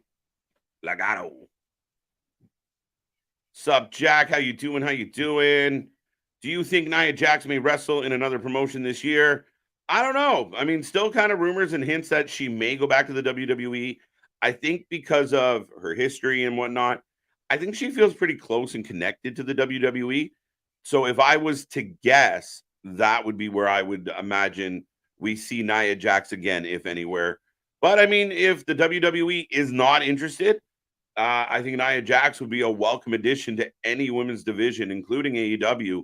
Again, another seasoned vet, somebody that understands how to work, and how to work on national TV. It would not hurt the AEW women's division at all if she was to give it a try. But my bet would be on WWE as far as when we see her next. TK has announced 5 matches for this week's. Listen? Am I the only one that missed the boat on the fact that this week is Fyter Fest? Like, should I have known that? Am I a bad wrestling fan because I didn't know until the match started coming out online that, oh shit, Fyter Fest this week. Remember, we also got NXT Heat Wave on Tuesday. That card is stacked on Tuesday. I highly recommend everybody, whether you're an NXT fan or not, join us on Tuesday. That one's going to be a crazy fun show. As the ref showing each woman the title. And ding, ding, ding, we're getting set to go. They should bring back Dixie and EC3. I read them both together. DC Carter. Dixie and EC3. His Impact theme was fire. Yeah, that was kind of the best version of EC3. When he kind of first kind of got on that, EC3 vibe and the vignettes, the packages, the attitude. I mean, he's probably available to make an appearance in the sense that he's working with NWA, so that tends to be a pretty good open door. Dixie would be shocking, but why not, right? I mean, as much as it was an absolute dumpster fire, it kept the company alive, so we have to give him some credit. Impact 1000 should have Kurt Angle. That would be amazing. I'd be all for that. I mean, it'd be cool if Abyss, we talked about him working with WWE, but if he could be around. Got that one. What up, emo goth girl? I only love emo goth girl. There you go. There you go. We got to find a way to shorten that. Just emo. Finding emo. Is AEW working with CMLL or no? Because Roosh can get some CMLL guys on AEW. It depends what you mean on working with. I mean, as contracts expire and things change and whatever the flexibility is, yeah, they've been more than happy to work with CMLL.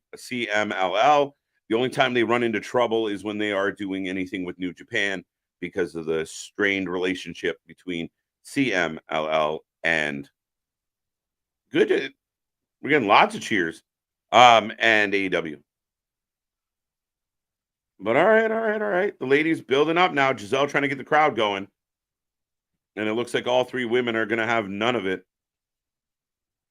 Nia Jax bloodline seems fitting. That'd be very interesting, Mark. Yet, I don't know. Nia Jax would really benefit from a Paul Heyman. Do you not think so? Anybody would. Let's be real. Dixie Carter gets put through the table. I'm down. Let's do it. Will we see Jeff Jarrett? Like a video, anything from Jeff Jarrett? I'd be curious. Jeff puts the guitar over Dixie's head. Then she goes through the table. I'm asking too much. Am I being greedy now? Beautiful Madness, Julia. There you go. There you go. Oh. Momo with the super kick to get Julia off Deanna's back. On Fighter Fest, I would like to see Nick Wayne turn on Darby, join the embassy. Yeah, Victor, I'd be shocked. KJ and Nick. And yeah, I'm ready for NXT Tuesday, possibly surprise returns. Yeah, Heatwave setting up to be super nice there, Victor. A good card, lots of intrigue.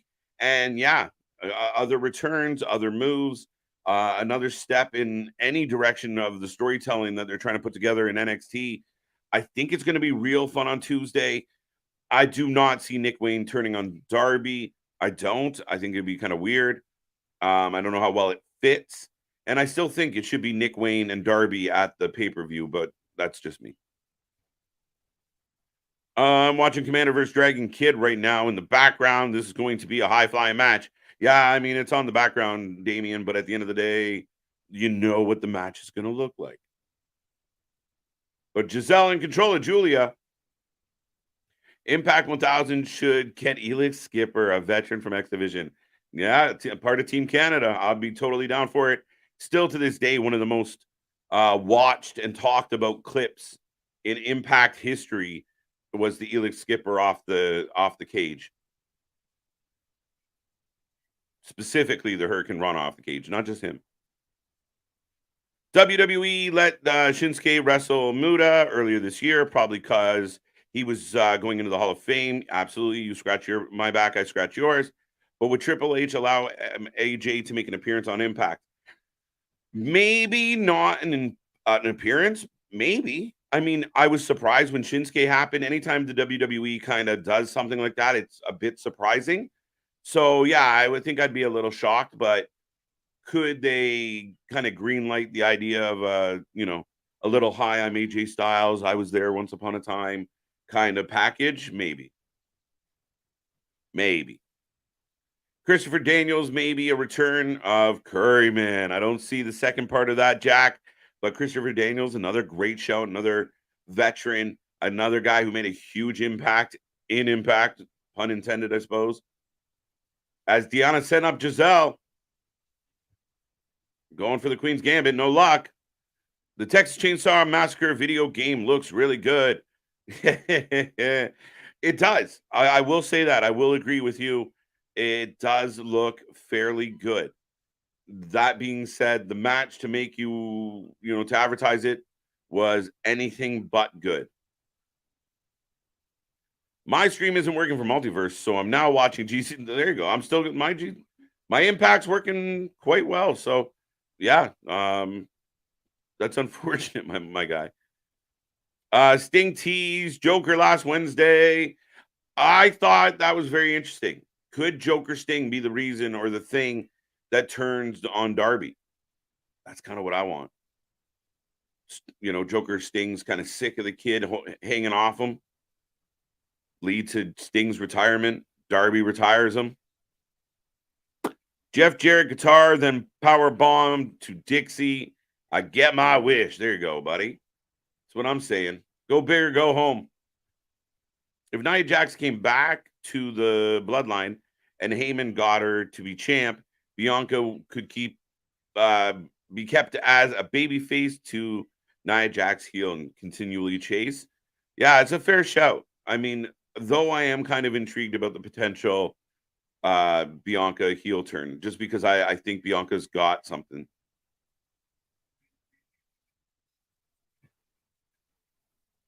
That's Giselle playing up to the crowd, standing over Julia.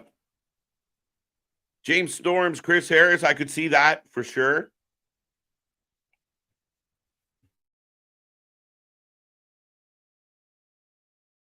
Wow, nice neck breaker. But I could definitely see that, Mark, 100%.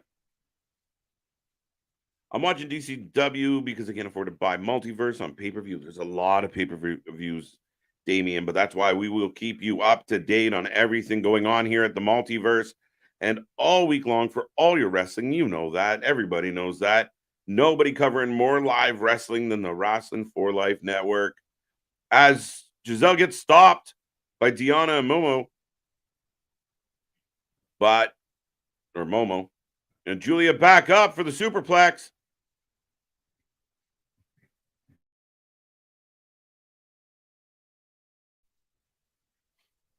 We had Mickey in the Rumble. We had a Mickey in the Rumble. Could happen. There you go. Giselle down. Butterfly suplex from the top into a... Wow, she gets hit with a drop kick. Pump kick by Deonna. Momo with a huge headshot. The Young Bucks could make an appearance as they were Generation Me for a cup of tea. They could. I don't see it though. They don't necessarily talk about that very often. AJ did a video at Slammiversary last year. Yes, he did. 100%. That's why I think it's possible. Curryman was Daniels. Did somebody not know that, Nick? Or are you just trying to help out? But yes, he was. And I do not see that part of him coming to the show. But I could see Christopher Daniels showing up. But it'd be adorable if he went all out. Y'all, how's the show so far? Not too bad. Not too bad. We're rolling along. Right now, we're in the Fatal 4-Way. All 4 women are squaring off 2 by 2, throwing punches as the New Japan stars are getting a little bit better of the impact until now. Oh. Big spear, Shaw on Julia. Wow. Nia Jax and Rhea Ripley and Nia squash Dom, and that's how Nia Jax is a baby face. Interesting. Very interesting. I'd be really curious how Nia Jax would work out as a baby face consistently. But there, I mean, as far as an opponent for Rhea, not bad. Maybe, but I'm saying maybe Sting on Impact. I mean, that would be cool. I mean, Sting did have again, an impact on that show. But yeah, I could see Sting maybe. Very interesting. And there's a lot of other fringe people not really doing anything that could probably end up showing up. Spanish Fly. Wow. And it gets broken up on the 2 count, folks. Wow. Giselle half top. There you go. Young Bucks versus Motor City Machine Guns in 2023. That would be lit. McVeigh, I'm not disagreeing with you at all. Big fan of MCMG. Their style fits really well with the Bucks. I'd love to see MCMG take on a few other teams as well. Again, huge talent. A little slept on because of the bulk of their career being an Impact. But, I mean, 2 highly talented wrestlers and 2 good teams. They'd put on a good show. Nia Jax to AEW teams with Nyla. There you go. Wow. Huge DDT on Giselle. Momo setting up Julia. Kind of a top. There you go. Drop toe hold. Chances that Damian Priest cash in the briefcase at some point before the end of the year. I think he goes for it, Brandon. I think sooner than later. I'm really curious how it all plays out with the kind of the ongoing storyline. I mean, even as far as, we talked about, could it be the Judgment Day and some assistance against a group of baby faces from Raw at Survivor Series? Could that be a part where that gets played out? It's very interesting. People think that Priest is on his way out of the Judgment Day. Other people think that Finn's on his way out of the Judgment Day. It's intriguing either way, but I do think before the end of this year, he'll try. Officially try. Oops, women's tag titles. I might have missed the beginning of that. Oh, there you go. But welcome back, Trey. Good to see you. Could you see Nick Aldis in the 2024 Royal Rumble? Why not? I like Nick Aldis. I mean, if they're just transitioning him to a 100%, producer role, I mean, fair enough if he feels like that's where he's at. But I think Nick Aldis is a hell of a talent. So could he be in the Rumble? Could he have a storyline with somebody like a Cody Rhodes, which he has history with? Yes, to all of it. Could Nick being at WWE help the idea that Mickey pops back up? Maybe. I'm all for that as well. Oh! Northern Lights bombed by Julia. And that is all she wrote. God, I changed my mind on that one. Solid match. Yeah, it was a fun match, Damien. I will say that. Robert Roode would be a nice touch. Maybe some beer money. That'd be a nice touch. Oh! Momo going after Julia. So these ladies will be continuing their rivalry, apparently, moving forward. Momo Gugu down and out. EQ missing a whole lot of tables and ladders and chairs. Oh my. Big chance for Julia as this match comes to an end, folks. Not a bad one. Beer money. I'm with you there, Bear. 100%. And it's funny when you start going through and realizing, like, oh, who could show up? Who are alum of Impact Wrestling? It is who's who of people that have been in the wrestling industry. Two Dudes with Attitude, a wrestling podcast. Welcome, welcome, welcome. Enjoying the stream. Keep up the great work. Thank you so much. Thank you for joining us. Go check out our friends, folks. Give them some love. What's up, Swax? How you doing? How you doing? Always amazed how wrestling works with different leagues, how they put together the matches. It's impressive. Yeah, not always, but yeah, no, it's definitely, there's an art to it, and some do it really well and some don't. But I mean, if you have a plan, it's really cool what they can do. They've been doing it for a long time. Is the Multiverse United event going on tonight? It's going on right now, sir. We are watching it. The Fatal 4-Way for the New Japan Strong Women's title was just retained by Julia in a really good match. So that is what we are watching and covering right now. Speaking of retaining, what? I don't know. I tried with something there. It didn't work out. I like it. I don't see all this in WWE with how they treated Mickey James. He's there. He's there now. Yeah, and even then, you don't think that they could patch things up? Like, just because you piss somebody off at one point doesn't mean you need to stay pissed at them the rest of your life. And she did the Rumble after she was right. They fired the person that sent her the bag. That's all they had to do. We got rid of that person. Right. 2-1, 1-2, 2-1. I don't know why, but MCMG versus the Usos, MCMG versus FTR, MCMG versus the Lucha Bros. They all, because they're a great tag team. Oh, we're getting Dookie next. But yeah, I made it back just in time for the Dookie. I missed out on the fucking Julia match, but I made it back in time for fucking Dookie.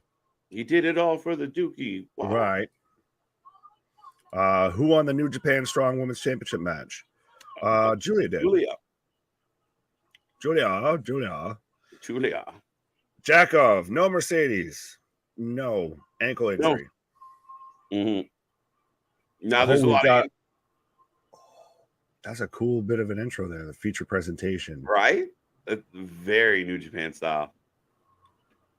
Dun, dun, dun. Two Dudes with Attitude. What? What's the main event of All Out going to be? Oh.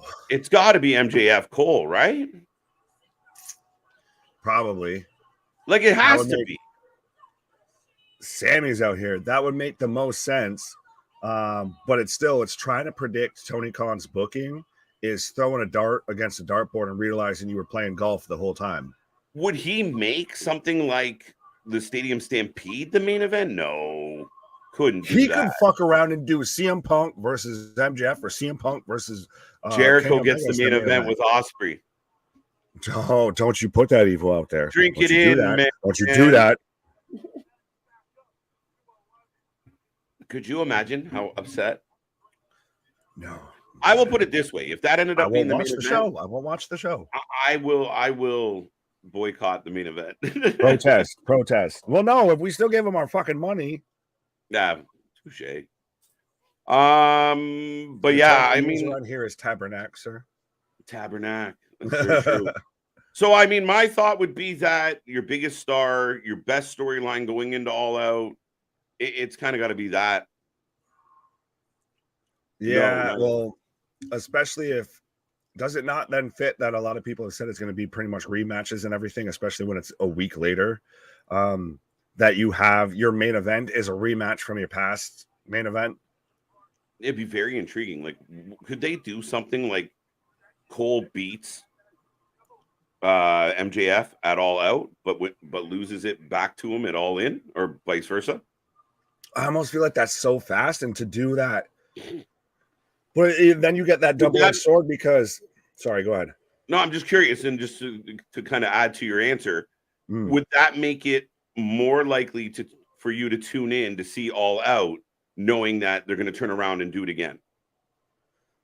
No, all of this to me works badly because if you have someone drop the title and then turn around and get it back thereafter, or lose the first match and win the second one, they're so back to back together, they both seem irrelevant because it's two negating forces. And if, say, this was MJF turns on Cole and beats him at All In and then turns around and beats him again at All Out, you killed Adam Cole. Or vice versa. Like, either way, because they're so close together, you have no time to really let one soak in, so you do twice as much damage. That's where I'm like, I agree with you. What does that mean? Ho, ho, ho. Uh-oh. Just like we said with Jericho, man. Nuclear heat with Callis, but they don't give a shit. I think that's what it really happens. Man, when they reveal the picture and Callis is holding my head, the fans are gonna go crazy, man. No, they didn't, man. I hate it. I'm so upset. Side note, I want a faction of evil cult leader kind of characters of Sami Callihan, Joe Gacy, Bray Wyatt, and I feel like I'm probably missing somebody here. Oh, Vincent. There we go. Malachi Black. There we go. That's just a perfect all right together. There. Malachi Black. I was like, if we're doing fantasy like Mount Rushmores of gothic, spooky characters right now, that's it. Yeah, Callahan in the ring with a microphone right now, looking down at Dookie. Pause. Yeah, we've got. Well, I mean, most people do when they're in the toilet. But yeah, I think it was Small Marker, somebody that said we've got Ohio versus Japan right now. Who you got? Right. I hear Jey Uso's going all elite wrestling. You probably did hear that, and you can keep hearing that. If you believe it, I'm a little concerned for you. But you can hear it whether you believe the sources and none of the problem. Jimmy's coming back next week. There'll probably be Jay slide in the ring and super kick him again. We're not done, and I still think we're getting Jay and Jimmy at Payback. I'm still here for it. Either. Well, I hope they are not trying to stretch this out like some people have suggested. Speaking of terrible suggestions, they're just going to go home for 6 months. Well, no, that they're going to sit there and stretch this out till WrestleMania. No, sir, no. They didn't want to come to Canada, so the Bloodline took a week off. And when they head back, Jimmy will be on the next episode, and the story will progress. I step up Enziguri and then a dive from Dookie here. Now I instantly, just based on seeing his gimmick and everything, I want Dookie versus Glacier in a fucking match. Right? Mortal Kombat. Tony, make it happen. I know you've got Glacier on retainer from your connects with Cody, so there you go. And yeah, we are in the ECW arena, so good time for a little bit of hardcore, a little bit of Dookie. Yeah. Ohio versus Japan. Who wins? Why'd you read it that way? I don't know. It's provocative. No one knows what it means, but it gets the people going. Right. Yes, we are in the 2300 arena. We are in the original ECW arena, as I've got Death Valley Driver from Callahan on to Dookie on the outside here. Damn. I can't hear the name Julia without thinking of the Wedding Singer. Somebody kill me, please. Julia Gulia.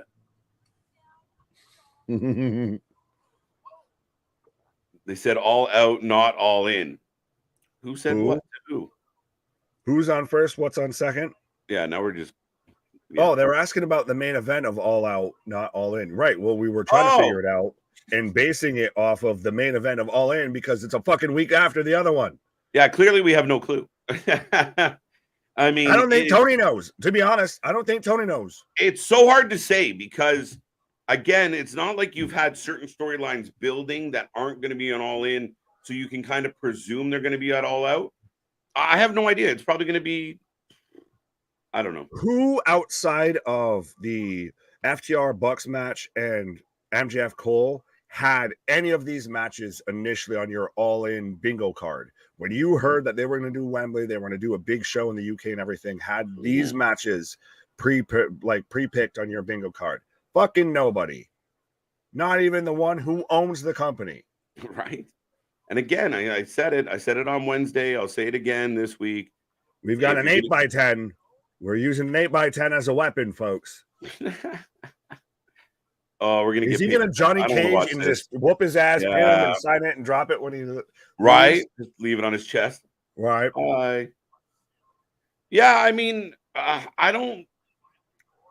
Again, I just think that what you should be doing in this show is maximizing the return to the fans. You're asking the fans to spend almost paper. Why is it spots like that feel like you feel it more in your body than even like a thumbtack spot or anything? I don't want to see it. I don't like it. Because everybody knows what that feels like. Oh, just paper cut between the webbing of your fingers. You sick. Right. So yeah, I mean the all in one again. Interesting, folks. Oh, on your that's on the armpit. Oh, and there's a fucking artery there and everything. And he tears it up and takes a bow. There you go. On a sweaty armpit. Take that. It's gonna bug you for the rest of the match. World's worst Old Spice commercial. Yeah, I think they wanted Mercedes more first Julia. I believe so too. Injury changed that for sure. Yeah, that was the game plan, I think. And that I'm intrigued by a lot. Oh, yeah. Well, I think now we can get some build to something. It's amazing how stories work better and you get more compelled if you're building up to it. When is Mercedes come back from her injury? I don't know. It all depends on how, rehabbing. And I don't. There's never. Oh. I don't even know what to fully call that because that was an exploder. Exploder suplex into the chair there. Yeah, I'm not a doctor and I haven't stayed at a Holiday Inn Express lately. So I'm not able to give medical advice. That doesn't look good at all. Yeah, I have no idea. I mean, I imagine the same thing I said about Daniel Bryan, where everybody is kind of like, oh, he's not going to make it, but I think you can hide him in that. This is a fucking ass whooping. Literally just Sami Callihan just chair shotted another chair on the back. Like there was a chair resting on Dookie's back and then just takes a chair to that chair. Right. But yeah, I have no idea. Punk versus the winner of MJF versus Cole, unifying the titles. That's such a quick turnaround. I don't mind the booking. I don't mind the booking. I would hate to waste that opportunity there with that little build. A 1 week, 1 show build to MJF Punk. But at the same time, it's in Chicago. But still, bro. I want a month. That's the one little trump card that they've got there. I want them going back and forth for a hot minute. Yeah, we need the promos. We need the discussion. So, Max. Emo goth girl, what up? Well, and then they were out here saying that I look like a taxi cab driver. Oh, yeah? Are you a taxi cab? Are you taxi cab cap? Are you a taxi driver? No, I'm not a taxi driver. I am not Andy Caps from, hot fries from your local high school cafeteria or anything like that. Andy Kaufman? This is, the Don Cap here. You're not Andy Kaufman? That's debatable. That still hasn't been proven. You can't prove that. Right. Sami Callihan for the win. Several shows this year in Chicago getting their money's worth with AEW, yeah, they tend to go back to those safe places, Nick. I almost want to say, and I think just on the sake of mentioning a country versus a city, that the country will win out. But I almost wonder if there's been more shows in Canada this year or Chicago. I think it'd be a close number. I think Canada actually has that beat. Well, like I said, I think I would just because it's a fucking country. Like if I said Toronto versus Chicago, I think Chicago has it won. So close. But yeah. But we got a kendo stick. You guys in. got Forbidden Door. That's true. We did. Oh, kendo stick into a steel chair. Drop told into a steel chair. Right. Big block. Paper Cut Massacre. Great band. Never heard of them. It's almost like AEW put everyone's name in a hat, drew randomly. No. I like that idea, Bear, and I do think it's possible. But I envision it like the principal's office. We talked about this last night where everybody, all the wrestlers have to like sit outside of Tony's office and they get called in one by one and they just, Jericho makes his request and then the Bucks make their request. So you're saying the AEW locker room is the DMV, now serving number 75. I was implying it was junior high, but whatever. Oh, they're both miserable. So right. A spade's a spade. I mean, a lot of the certain wrestlers' storylines are very junior high. Why not? Oh, yeah. Like Saved by the Bell around here. Step by step, because I'm saved by the bell. Super kick. Yeah. Luke Gallows was the imposter Kane when he made his debut. Lewis, welcome. And yes, that is fact. Fun fact. Was that his? Well, I know he was that, but was that his debut, or which came first, the Festus or the egg? I don't know. I think the Festus might have. Yeah, there might have been a Festivus for the rest of us there beforehand. Right. Watching a hell of a match between Masha Slamovich and Blake Christian, GCW World Championship. Ding, ding. Yes, that is currently on at the same time as Dookie and Callahan. Oh! Springboard twisting neckbreaker. Or that slingshot twisting neckbreaker for a two count. That was pretty. And interesting, though, too, that we've got Masha on GCW and Masha and Sammy have their kind of whole connection, everything. They have their history. Yeah. So. No, Masha's been outstanding. She's had a really, really great 2023, arguably a really great 2022 as well. And again, man, she took down Nick Gage for that GCW title. And Blake Christian stole it in one of my favorite moments of the year. That was absolutely. And I think I'll say this respectfully, and I think we might even have to reconsider our votes that Rhea won Women's Superstar of the Year. Masha very much still can make a claim to 2023. She was the top female competitor. She's there. Yeah. If Rhea wasn't in the picture, she definitely had. If Masha was on a bigger platform, I'll say that ends up hinders her a little bit. But yeah, she's had a phenomenal year. Definitely put in more work. No offense, Rhea. Well, I mean, that's not discredit being at ringside and everything now. Just because she wasn't in ring. Touche. Oh, down. Touche, as I got a Duke with a Hurricane Rana into the ladder for Sammy, and then a springboard. I thought you were going to try and make everything go like rhyme. No, not quite. Hurricane Rana into a ladder. Hurricane Rana into a Duke. Hey, what do you say? Let's go by the bay, play with some clay. That's what I thought you were doing. Two. I know I'm from fucking New Hampshire and shit, but I'm not fully Adam Sandler here. Not yet. In 4 hours, they had power flooding earthquake alert. Well, all right. Well, T's and P's there, Steve G. Wait. What? I don't have my glasses on, so read it again. Said in 4 hours had power flooding earthquake alert. So you must live in California then, because I think if I'm inaccurate, I've seen stuff to where the people have been talking about like California is actually potentially going to get a hurricane.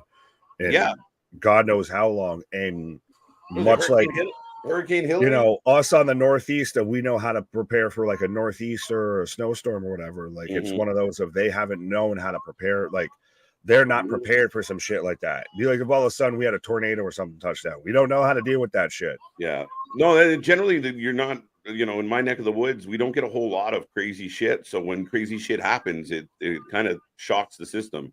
Shout out, Cole. See, I've gotten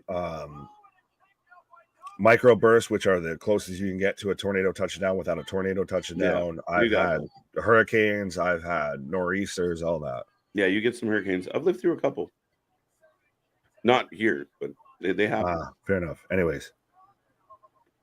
No unification. Recreate Punk's belt to look more similar to the big gold belt. That would be risky. From the AWA, maybe not. And then lead into a program.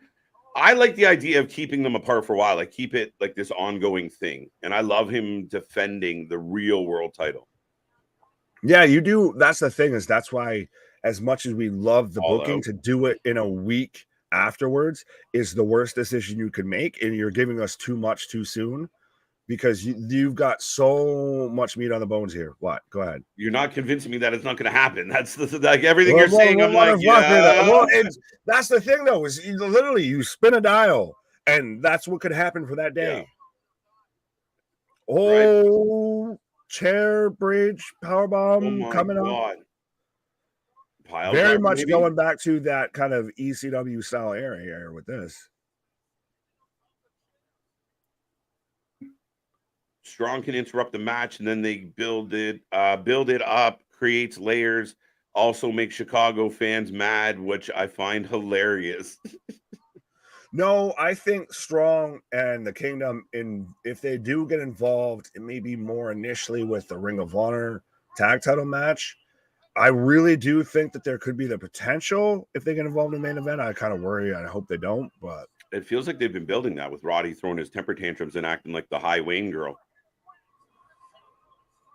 Hi, Wayne. Pile driver through the chairs for a 3 count. Sami Callihan with the W. He flushed that Dookie in quick fashion. Yeah, it wasn't much of a battle from Dookie. He went splat.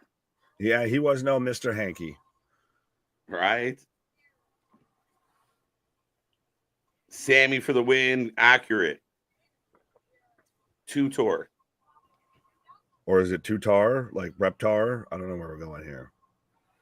Sammy for the win. We got all those ones. Two twisters ripped through part of the town I used to live in San Diego. My bro, even South Dakota. South Dakota. Well, I mean, they were both accurate. And totaled my car while chasing tornadoes. The worst was the blizzards. Complete whiteout. Seen some good snowstorms up in my neck of the woods, bro. I was gonna say, don't replicate the movie Twister. You don't have a bunch of, folded up Pepsi cans or anything like that. You can just let it out and just watch a tornado fucking spin around with it. Yeah, I think if you pick a nice spot, like in like the middle of the map, you get less bullshit, right? It's all the edges of the map dealing with most of the bullshit. You're in Tornado Valley. I think though, in the middle of the maps, we don't have shit. Period. There's just nothing. That's Saskatchewan, bro. For whatever reason, I picture Saskatchewan out on the west coast, like Vancouver. No, it's prairies. It's prairies, man. Really? So it's like our Montana, South Dakota. Yeah, it's like Colorado's amazing, but it's like my buddy in Saskatchewan. His wife left him, and he could see her walking away for 4 days. Bitch, keep moving. I can still see you. Keep stepping. Happy birthday, Bill Clinton. Thank you. He did inhale, though. We did inhale. I will say that in honor of Bill Clinton. We did inhale, folks. No, there you go. There you go. South Dakota, you got it. Yeah. So what would San Diego if you were going to do short form? Shit. Most people don't. When you would, I guess. Wait, I wanted to do the Ron Burgundy, the San Diego. Yeah, San Diego. That's the thing, is I don't think there's only a few cities in the U.S. you do shorthand for. Okay. Chicago, L.A., Jacksonville, Tampa, Miami. It's all college football shit. We don't need to know them all. It's all college football shit. It's so when I see like the Chargers, it's like SD, right? That's NFL. Okay. Everybody knows Cincinnati by CIN because of the University of Cincinnati Bearcats and shit like that. Right? Notre Dame. I get STL. Yeah, everybody knows St. Louis. Well, that's listen, the English language is fucked. Let's be honest. The Kingdom is going to take the 6-man titles in Ring of Honor with Roddy, then enter a program with Better Than You Baby for the Ring of Honor tag titles. Ew. Wait, so then you have everybody comes out happy and handshaking after this whole thing at All In? That's the only way you could have that happen.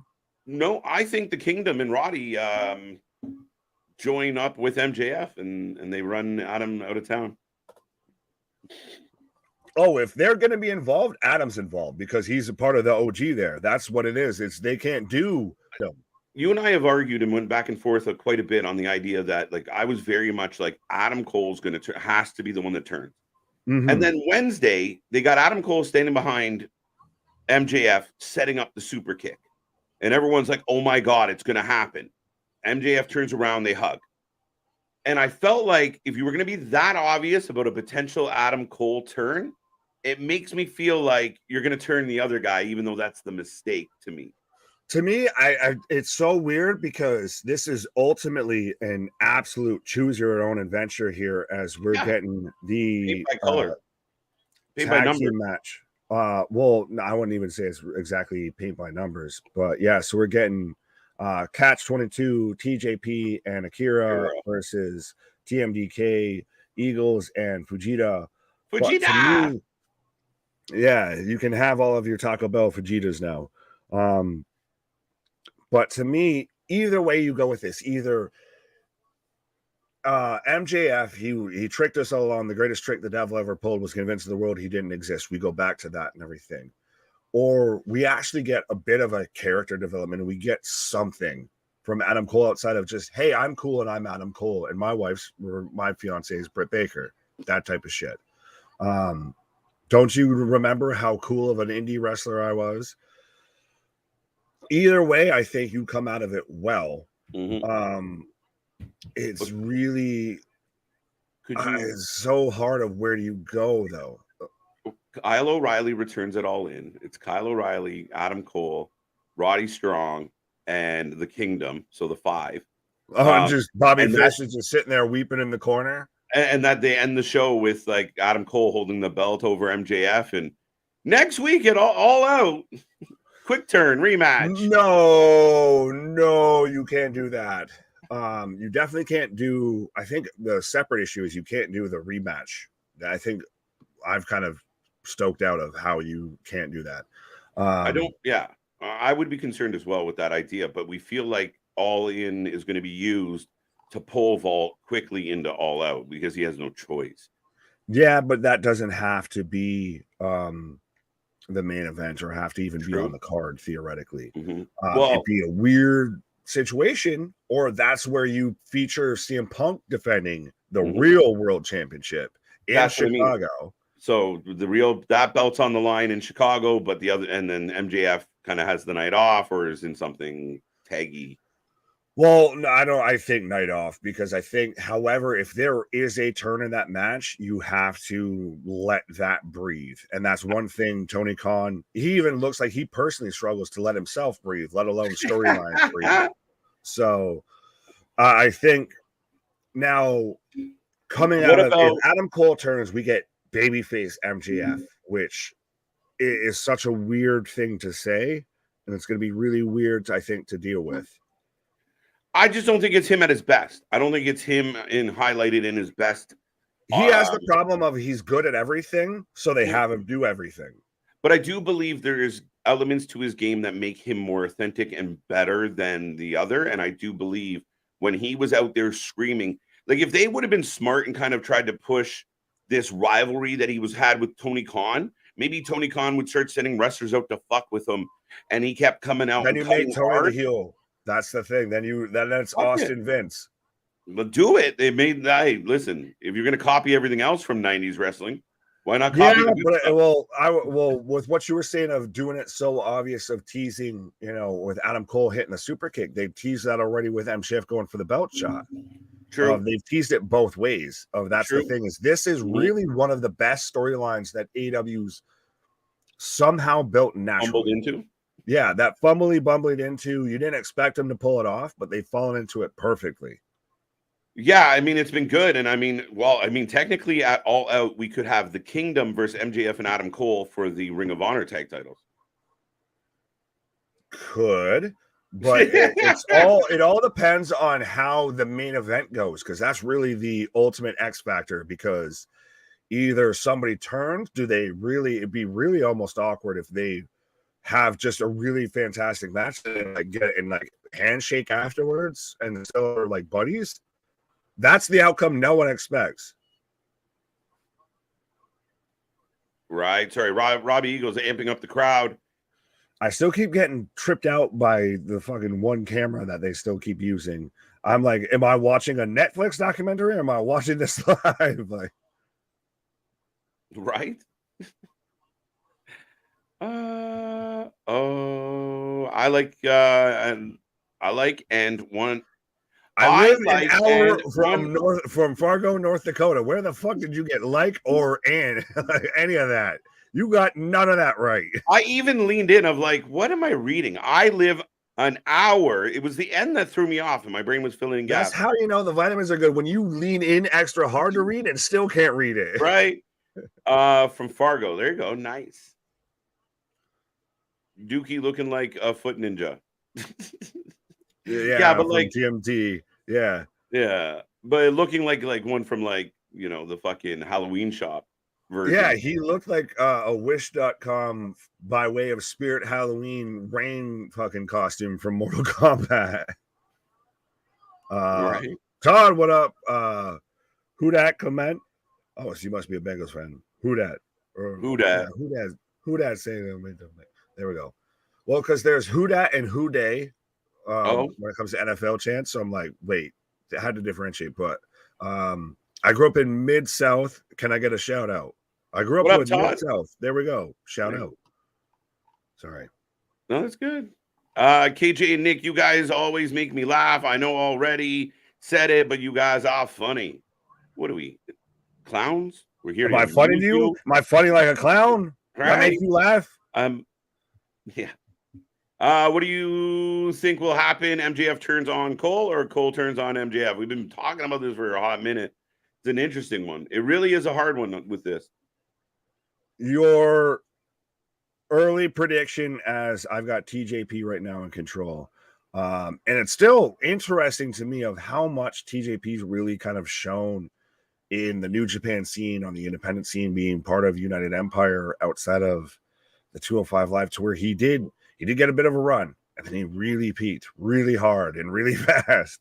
Mm-hmm. Blake Christian just defeated Masha. Yes, that was my prediction, Damien. So Blake Christian continues his tear. So like I asked you though, early prediction, Cole turns on MJF or MJF turns on Cole? I've been saying from day one, it has to be Cole. If it's MJF, it's dumb.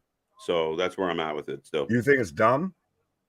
MJF turning and being like, I was always a dick, to me is just like going back and doing it again. To me, it's weak sauce. That I actually will. I'll give you that. It's a little bit of one of those if it's such the expected point, because that's I think why I was picking it, because it's still at the end of the day, MJF works ultimately best as the greatest trick the devil ever pulled was convincing the world he didn't exist, and just is the biggest fucking asshole possible. But I think this babyface turn has really helped flesh out him as a full human being, a full character, versus just you're constantly a rich prick. Yeah, that's what I think. I mean, again, I feel like if I was writing the story, and from a story, a story writer's standpoint, everything you've given us for the sympathetic MJF, you wasted your time giving us all that if you don't kind of keep going, because it's the first time he had a friend, so his heart's going to be broken, so fair enough. I guess I might be halfway putting the forest before the trees here, because my view is, how do we get to CM Punk and MJF with does Punk work the heel saying I never lost this championship, and then MJF's the babyface going into that, and it'd be an interesting way to get there. Both are tweeners as shit, but yeah, definitely tweeny. They would all be doing like who delivers better at the time of. Yeah. Never trust the double. That is the fun part of this one. And that's what we said, right? Like the fun thing with all of this, Nick, is if any of these storylines give us multiple guesses, good for them. So kudos to Tony on this one. Oh, absolutely, 100%. MJF is the Joker, and the greatest thing when it comes to his storylines is they're all multiple choice. Mm-hmm. There, I'm losing the scarf. It's too hot. Mm-hmm. Long show. I wonder what the status is of Kyle O'Reilly right now. Steven, what up? I don't know.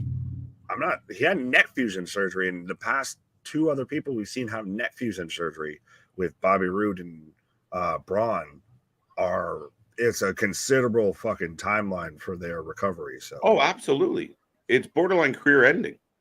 Yeah, especially with like Bobby, who's had two back-to-back. Right, has to be Cole. MJF has Poison runner. Oh, that was nasty. I really wish they would fix the fucking floor cams. It really does fucking throw you off because you instantly think it's your screen. Yeah, and it's one of those it's such the weird things of, I guess, and we're getting super nitpicky because we watch enough pro wrestling, but it's the shit like that really, it takes you out of it for half a second because you're like, wait, this is different versus everything seems like a fluid shot. Yeah. It's like we're getting fan cam view. Yeah, literally. We're live feeding from someone's fucking Instagram live right now. Right. Has to be Cole. MJF has never had friends. Yeah, that's my take on it. I agree with that, Trey. Kayla, what up, by the way? Yeah, hi, Kayla. Hi, Kayla. Man said that aggressive as shit. Hi, Kayla. I forgot I clicked off it. God damn it. Hi, Kayla. Want to go for a ride? Whoa. Sure, KJ. Where to, Stephanie? Yeah, Damian Hayter. Sammy Callahan already won. Yes, he did. Yes, he did. Yes, he did. Yeah. Adam Cole has to turn on MJF. There you go. Why don't they reunite Adam Cole's faction from WWE NXT already? Because Bobby Fish says stupid shit and Kyle O'Reilly is injured. So I think they might reunite the faction from Ring of Honor that existed with the Kingdom.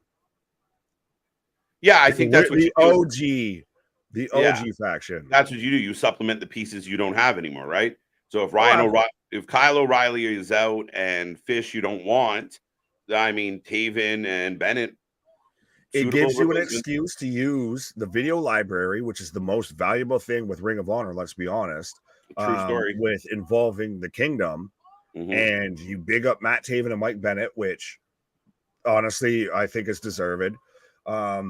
You even can kind of build up Roddy through this, and you really give an actual bit of character development and build behind Adam Cole outside of he's Adam Cole and he's cool, right?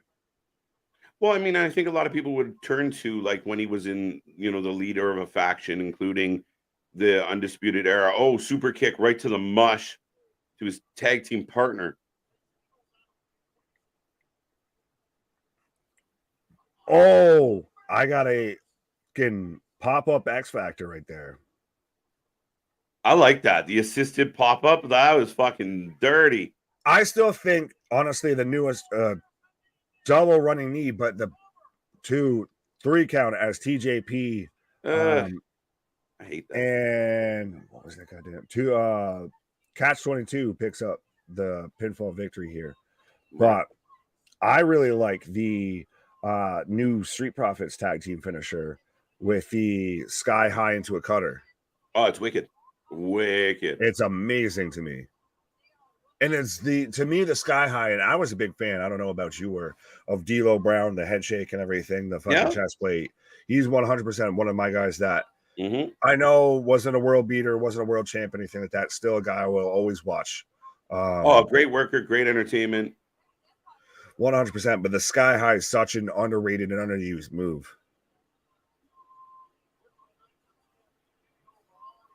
TMDK versus Catch 22. Yes, that is the match that we just had happen, and Catch 22 won.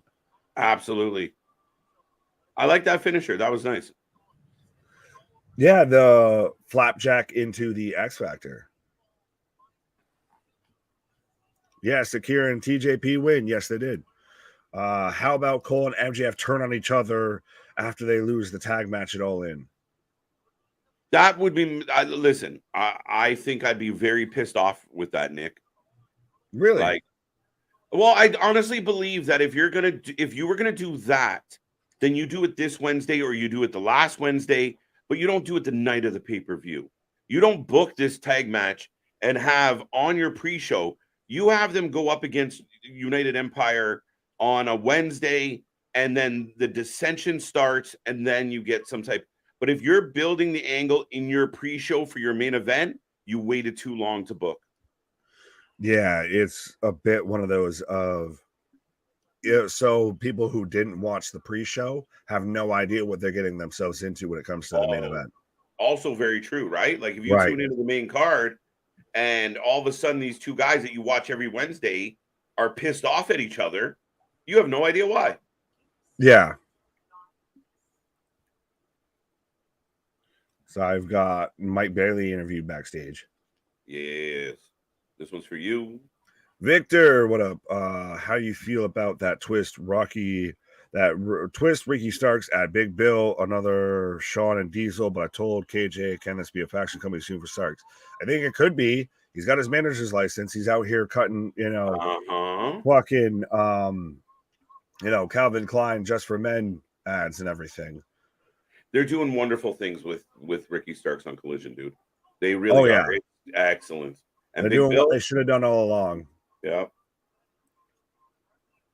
We're getting the giant tag match co-main event right now. We got 2 matches left, my guy. Oh shit! Blowing through this card. Oh, please take me home. Country road, take me home to the place right I belong. Grounds up. But so, okay, so we've got the 12-man tag match, and then we've got the tag match between Lio Rush and Trey Miguel versus Takahashi and Mike Bailey, and then the main event. Oh man, I forgot that one. Son of a bitch. What's the other one that we haven't had? Yeah, no, that's the only 2 left outside of this match. Yeah, no, I thought there was 2. I forgot about the tag match, so there's 3 left technically. Oh, I thought you were saying 2 past this. No, I forgot about the tag match with Lio Rush. But the Canadian Frankenstein in the house, folks. What's up, KG and Nick? What if no comparison? What if this turn into NWO storyline and Roderick turns on Cole, joins with MJF and Kingdom as the new 4 horsemen? That be believable. It's possible. I played with that idea. It's a stretch and a half. Like, hopefully you didn't pull your back out reaching for that shit. Well, why would it be a stretch? If Roddy says, you know what, fuck it. You screwed me over to be his friend. He must be a pretty cool guy. We're all going to be his friend. But not only are you getting that turn, but then you also have to change the whole Kingdom gimmick a bit and everything of now we're like the cool guys who hang out with MJF, and you get back into that kind of pinnacle shit. MJF's going to start coming out in fucking purple and white and shit. He might. I mean, MJF has had no problem coming out in leather jackets and trying to fit in with the cool stuff. So he will do the fun stuff, but I think there'll be a heel faction. So I don't see much change. And even with the story that they gave us in the vignette from the Kingdom, they were very much kind of like pissed off at Cole, right? So it could tie in. I still don't think it's your first choice, but it is a possibility. It is a possibility. By the way, just on a side note, God, Gorillas of Destinies, their fucking entrance song is one of the best, underrated in pro wrestling. And ain't nobody realer than Gorillas. They are unreal too, in addition to that. So let's go. Oh, absolutely. They are guys that Christ, we've even talked about when their kind of contracts were under question with New Japan and everything, of them jumping to WWE and being involved with Roman and the Usos and all of that. There you go. Even Victor if they were a warring faction against them. Right. Victor saying you got a wonderful voice. I felt country music in my soul. There we go. There you go. You got to know when to hold them. Know when to fold. Oh, now see the minute you give him a little bit. Give me an inch. I'm gonna take a while. Right? God damn it. He's like the mouse with the pellet. We'll get him Pavlovian up in here. Right. You see my comment. I believe I did, Drew. But remember, we do have that super chat and super sticker if you would like to stand out and make sure you get read. Wait, did Rush and Trey and no, not yet. Next. After this 10 co-main. Yeah, it's co-main. We're right. doing the WWE triple header main event. I still like how does anyone else remember when we got initially before obviously all of the chains and the shaves of the beards and everything like that with Tama Tonga, to where people were like, he's just New Japan's Roman Reigns a little bit. Right. I mean, these are guys that we've rumored a lot. I mean, Tonga coming over to WWE, or Jacob Fatu. Like, I mean, everyone's looking at all the Samoans, waiting for one of them to drop. But still, either way, this is one of the best storylines that we have going on right now in New Japan. Yeah. As we've got the Bullet Club coming out right now, which I know that the Bullet Club is very much, it's long in the tooth. You're good, whatever. But it's very much long in the tooth. It's very much gone on for quite a while and had multiple iterations. But this iteration of it is a very unique one. It's almost a refresher a bit. It's gone back to we're kind of the workhorses here. We're going to have the best matches on the fucking card. And they're solid right through. And even to be joined here with ABC, who technically, I guess, is still a part of the whole crew. Again, they need time to kind of build that notoriety. But I mean, it's the same thing. When you switch from one leader to the next or one rendition to the other, the new one is always kind of scrutinized of like, well, they're not so-and-so. So we'll see. But it is still an investment. It's almost one of those, it's as much as it's not a championship, it kind of is when it comes to New Japan of let's look at the past leaders of Bullet Club, of Kenny Omega, AJ Styles, Jay White, Finn Balor. When you add David Finlay now to that list. Finlay reminds me. It runs that gamble of really this is your moment to take the ball and run with it. Otherwise, you're going to be the one that was the weak link out of the whole chain. Yeah. But Finlay reminds me of Chris Kanyon. Who better than Kanyon? Nobody. Kanyon is such and Mortis. That if we're going as KJ Sleek's on a pause for the cause there. But yeah, if we're going back to the whole Mortal Kombat gimmick there with Dookie and Glacier and everything, we got Mortis involved. But let me know who you're taking, folks, whether you're taking Team Bullet Club or Team the World, which by the way, so everybody knows who's involved here. We've got the Bullet Club of Ace Austin, Alex Coughlin, Chris Bay, Clark Connors, David Finlay, and Kenta, taking on the world of El Phantasmo, former Bullet Club, Josh Alexander, former Impact World Champion, PCO, the Canadian Frankenstein, the DKC, and Gorillas of Destiny, Tama Tonga, and Tongaloa. So again, former Bullet Club. So this is very much almost a bit more of a New Japan match than it is a Impact match, but it's still going to be a hell of a match. This is the match I was looking forward to on the card here. Bullet Club for life. Well, you should 100% make sure you're with that Wrasslin for life. 100%. Click that like button, hit that bell notification, click that subscribe button, be a member, be a friend, tell a friend, like, share, and subscribe. We got the merch store, we got the TikToks, we got the Instagrams, we got the Twitters, we got anything and everything for your needs. And we still got big things popping, little things stopping up. Something season never sleeps. Why? World to win, Bullet Club for the win. Feud can end till we get MJF versus Cole in a breakdance battle. No, that would involve who's going to be the judge, Ricky Starks, or no, not Ricky, Daniel Garcia. Full Valor Adidas running suits, a must. Lad. God tagging for first time in more than a year. Really? I didn't know that. Like I said, I try and keep as much of an eye at times on New Japan as I do or as I can. But even like when we've tried to cover it live or anything, 3 a.m. does not do a body good when you work a full-time job still and doing this.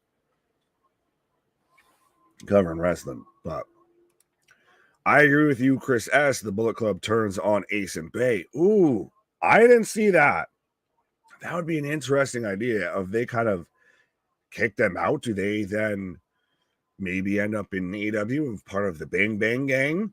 We get more of an addition to AEW's version of the Bullet Club. I don't know, because right now they've kind of hit the sweet spot on both ends. So maybe you let some things play out here. I think this is more a tale of Tama Tonga, Tongaloa, and El Fantasmo, former ex-Bullet Club, who, especially Tama Tonga's one of the ultimate OGs of him, Prince Devitt, and Bad Luck Fale are pretty much the OGs of Bullet Club. So for him to not be in any iteration of the Bullet Club, I think is a really interesting situation here. And this is really kind of a good platform for, and I still that fucking one floor cam keeps throwing me off, but it's a good stand-up as we're starting off, like I said, with Tama Tonga and David Finley. So former leader versus new leader, because I forgot Tama led him for half a bit, but David spits in his face. We're throwing hands right now, folks.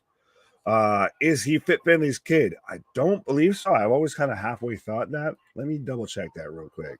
Because like I said, I've kind of always halfway thought that, but I could be wrong.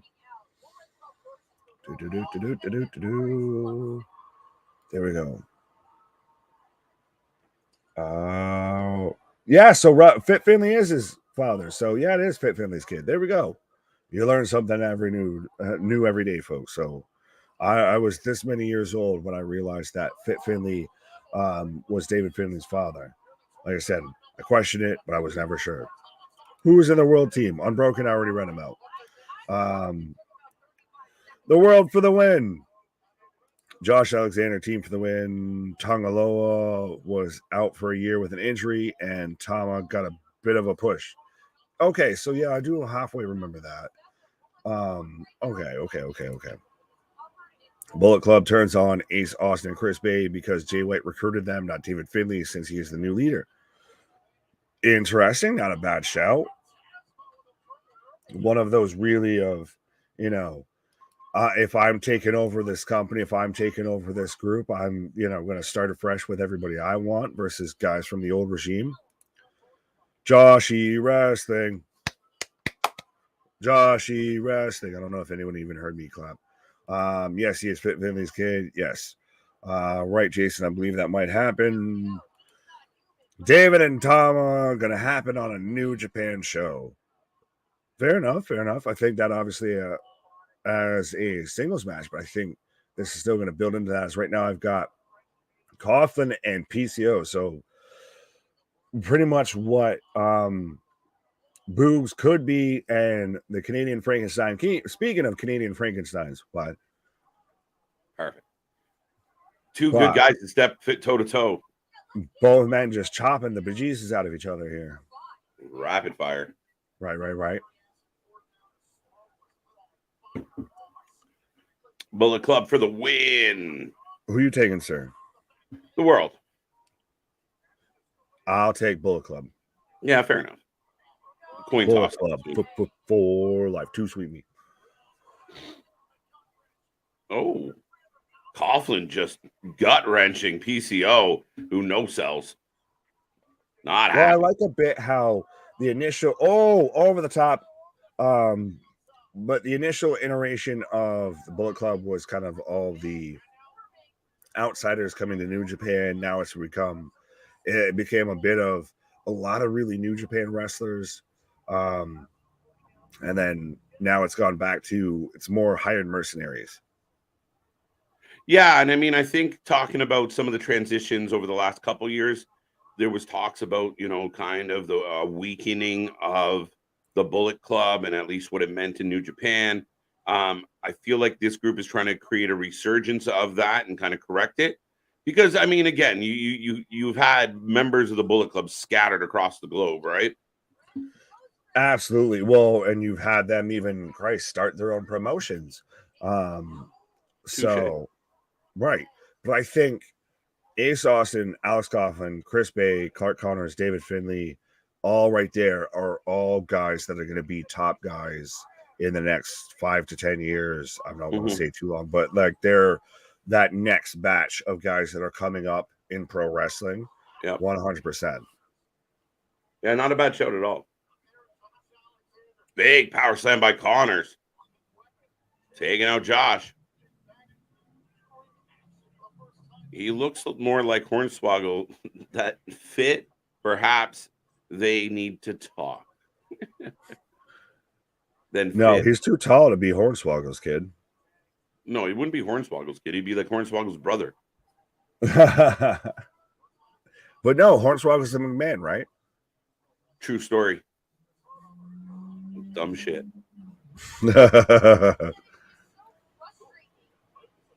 I'm not sure if you read that one while I was off. Oh, no. With 2 never title reigns for Tama in that span, and with Tama pinning Finlay at the G1, he gets a title. Yeah. Or at least a shot. Fair enough. Yeah, not bad. Got that one. JV is saying, would you dare say Bullet Club spawned from Aces and Eights? No. No, I wouldn't say that. I don't know if anything spawned from Aces and Eights, except for a lot of people tuning out of TNA. They weren't that bad. They weren't that bad, but they weren't that good. Like, they had very much a moment to where they kind of jumped the shark. Yes. And I feel like a lot of people felt at that time they had done the Aces and Eight idea already, the same concept. They just it goes on it. It goes back into like what we were talking about earlier. I think even during the pre-show of Impact's always had too sweet, but has had very much that soap opera-y kind of dramatic-y feel to it, where they did Retribution before Retribution with the Aces and Eights, so they just show up and just wreck the gaff, and there's a bunch of people just in black masks and hoods and everything. Yeah. Oh, big tag. Here comes Josh is suplexing everybody. It's the first time he's been in the ring since he got hurt. And he looking good. I want Josh Alexander versus Gunther for the IC title. Damn, bro. I'm in. To me, that's respect to Chad Gable. Respect. No, but okay. Josh Alexander does everything Chad Gable does, just a lot fucking better. And he's Canadian Kurt Angle. I will admit that publicly right now. He is Canadian Kurt Angle. Even though he doesn't have the gold freaking medals and not a broken freaking neck, but he is Canadian Kurt Angle. Canadian Kurt Angle. I'll accept that. Oh, made it work. Head scissors. Oh, ankle lock. Elbow from Bay. Now, What do you think about the theory that people were throwing out there while you want to pause for the cause that we could have the Bullet Club turn and kick out Chris Bay and Ace Austin because they're Jay loyalists instead of Finlay loyalists? I don't know. Only because I feel like they've built it as, you know what I mean? Like the pieces of the Bullet Club around the world are still part of the Bullet Club. So not a bad show. I don't see it happening on this particular show. I still always get weirded out by the whole idea of let's have a match to where we team with you so then we can have someone kick our ass before we kick your ass and then cost ourselves the match type shit. Like, it's over redundant, I feel. So you're going to have a match so you can turn on your partners that'll cost you the match before you lose the match. Like, it's just right. You're better off doing it as an angle instead of an in-ring thing. Exactly. Nice. And you know what? ABC is outstanding. Probably the best tag team in Impact right now, I'd say. Yeah, even though they got pushed out of the title picture, recently lost their belts, and now it's Subculture going to be taking on the Rascals. Well, I've got Chris Bay right now in there with Josh Alexander. 07, 08, TNA had more talented roster than WWE. No. I'd have to look at the roster, but I feel like I'm Lionel Hutz here of like had more talent, yes, of WWE's roster. They messed that whole comment up. You just need to add some different punctuation there to get the point across. Yeah, and I mean, that time was mostly ex-WWE guys. That's the catch of it's like people that the WWE weren't really concerned with working with, so including Mr. Kennedy. So yeah, Mr. Anderson, Mr. Anderson, Mr. from Green Bay, Wisconsin. Man, it's unfortunate how that all worked out because that whole mic drop and stuff was wicked. Oh, he was money. He was LA Knight before LA Knight even. Touche. And a lot of people don't want to make that connection, but that's every criticism that people say when it comes to LA Knight. Ken Anderson had fucking 15 years before him. Yeah. I have a Bullet Club t-shirt from New Japan. That's awesome. What's up, Keyshawn? How you doing? Did anyone buy the Bullet Club soccer jersey or anything like that? Or wait, no, if you're in the UK or Japan, do you call it football? But no, they sold it to where like they went into like uniform like soccer kits and everything, selling that. And now we got Gallus doing that. So no, that just all look like goddamn bumblebees. Wu-Tang Killer Bees on the track.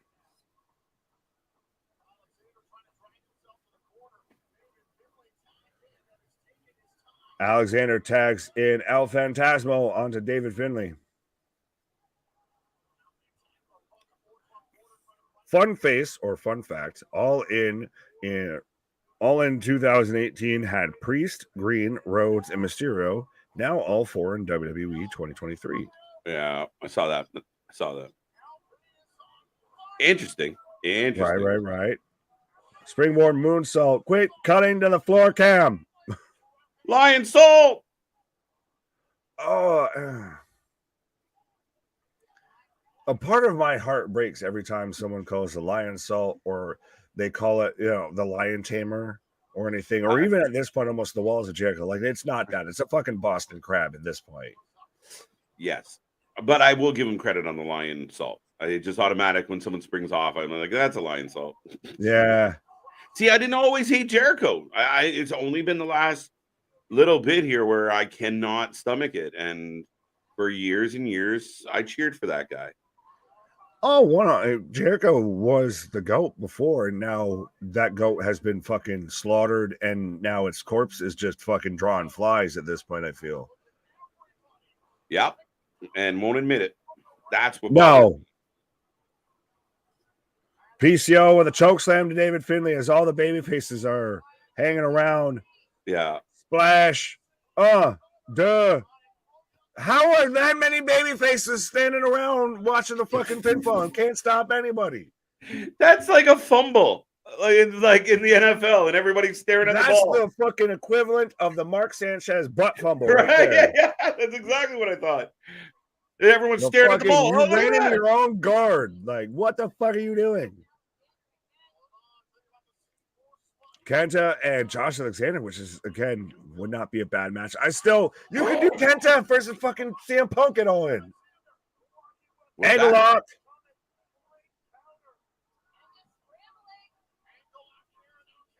Joshy. I feel like Josh is going to pick up the pin or the victory in this, but maybe I'm wrong.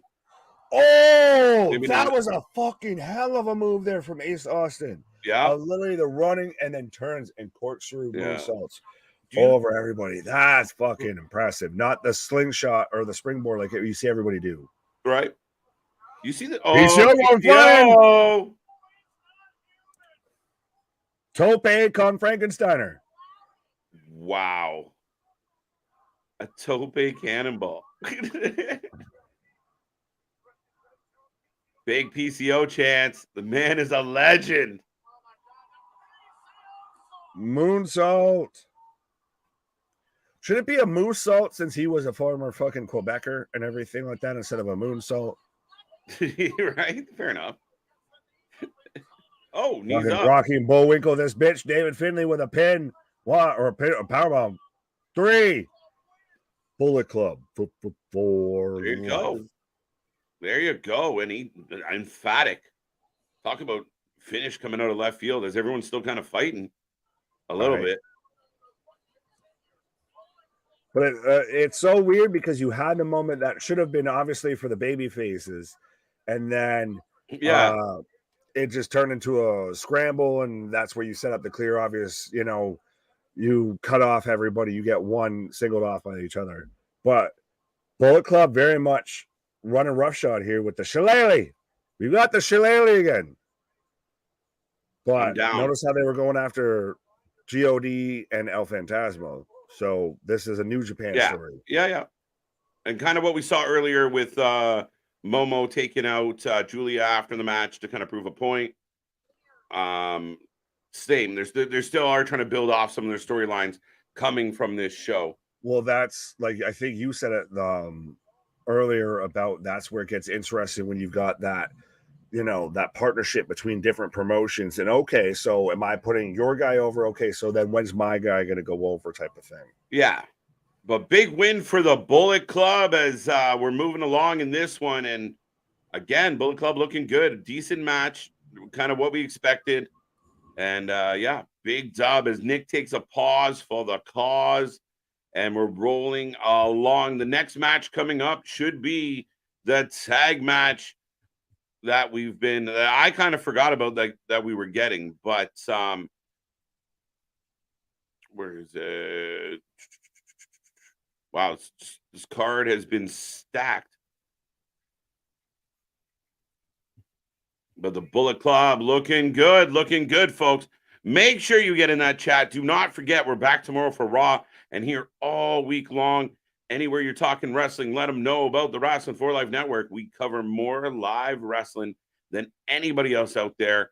And we're here we just finished 7 days. Today is another full week. Last week was a full week. And we're back this week all the way to All In Insanity. The following week, I believe, is Payback. The week after that is All Out. We got lots to cover. Or no, vice versa. All Out, then Payback. But make sure you hit all our links below. Go check us out. Find the Discord. Apparently, we're starting a fantasy football league. Maybe we'll start a fantasy hockey league. Maybe we'll do fantasy everything. Let's go. Not just fantasy booking over here. PCO is a great wrestler for 54 years young. He's just great, period. I mean, this guy, what an outstanding story. I mean, he was all but, outside of some small independents, he was all but forgotten in wrestling, and he found some, some lightning in a bottle with the PCO idea, and he has been unbelievable. And again, at 54, the guy's doing, insane shit. No problem doing a tope. Happy to go through. I mean, was it late last year, early this year? Late last year, maybe. I mean, the rivalry he had with Jonah, with Bronson Reed, was outstanding. But Leo Rush and Trey Miguel taking on Takashi and Mike Bailey.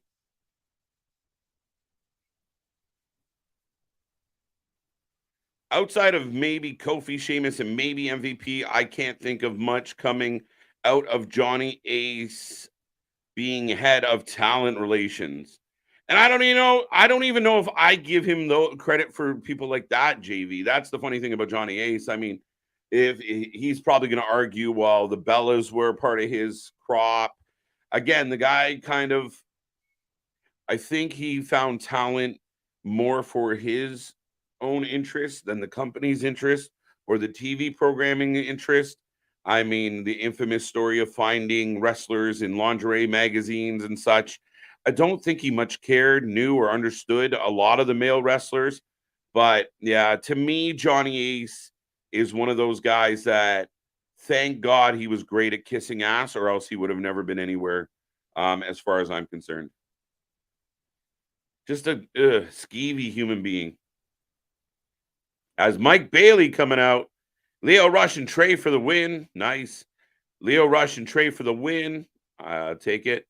I almost forgot low key Jay Lethal and Austin Woods in TNA as well. You can't forget Jay Lethal.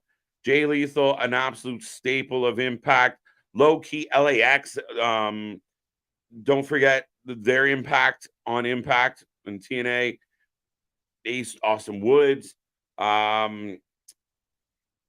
We've had a lot. Sorry, I'm just watching this entrance. But I mean, again, the who's who that has been through TNA in 1,000 episodes is insane. Gunther defends his Intercontinental Championship tomorrow against Chad Gable. Yes, he does. We'll see how this works out. Is there a chance that Gunther, Chad Gable's not successful, but there's some shenanigans that leads to a match at Payback? Remember, I do not think Gunther is going to lose that belt until he beats the Honky Tonks record in September. So whoever's going after that belt right now is probably going to take a minute to get there. Because Gunther not losing that belt, he's too close. What is he? 2 weeks away?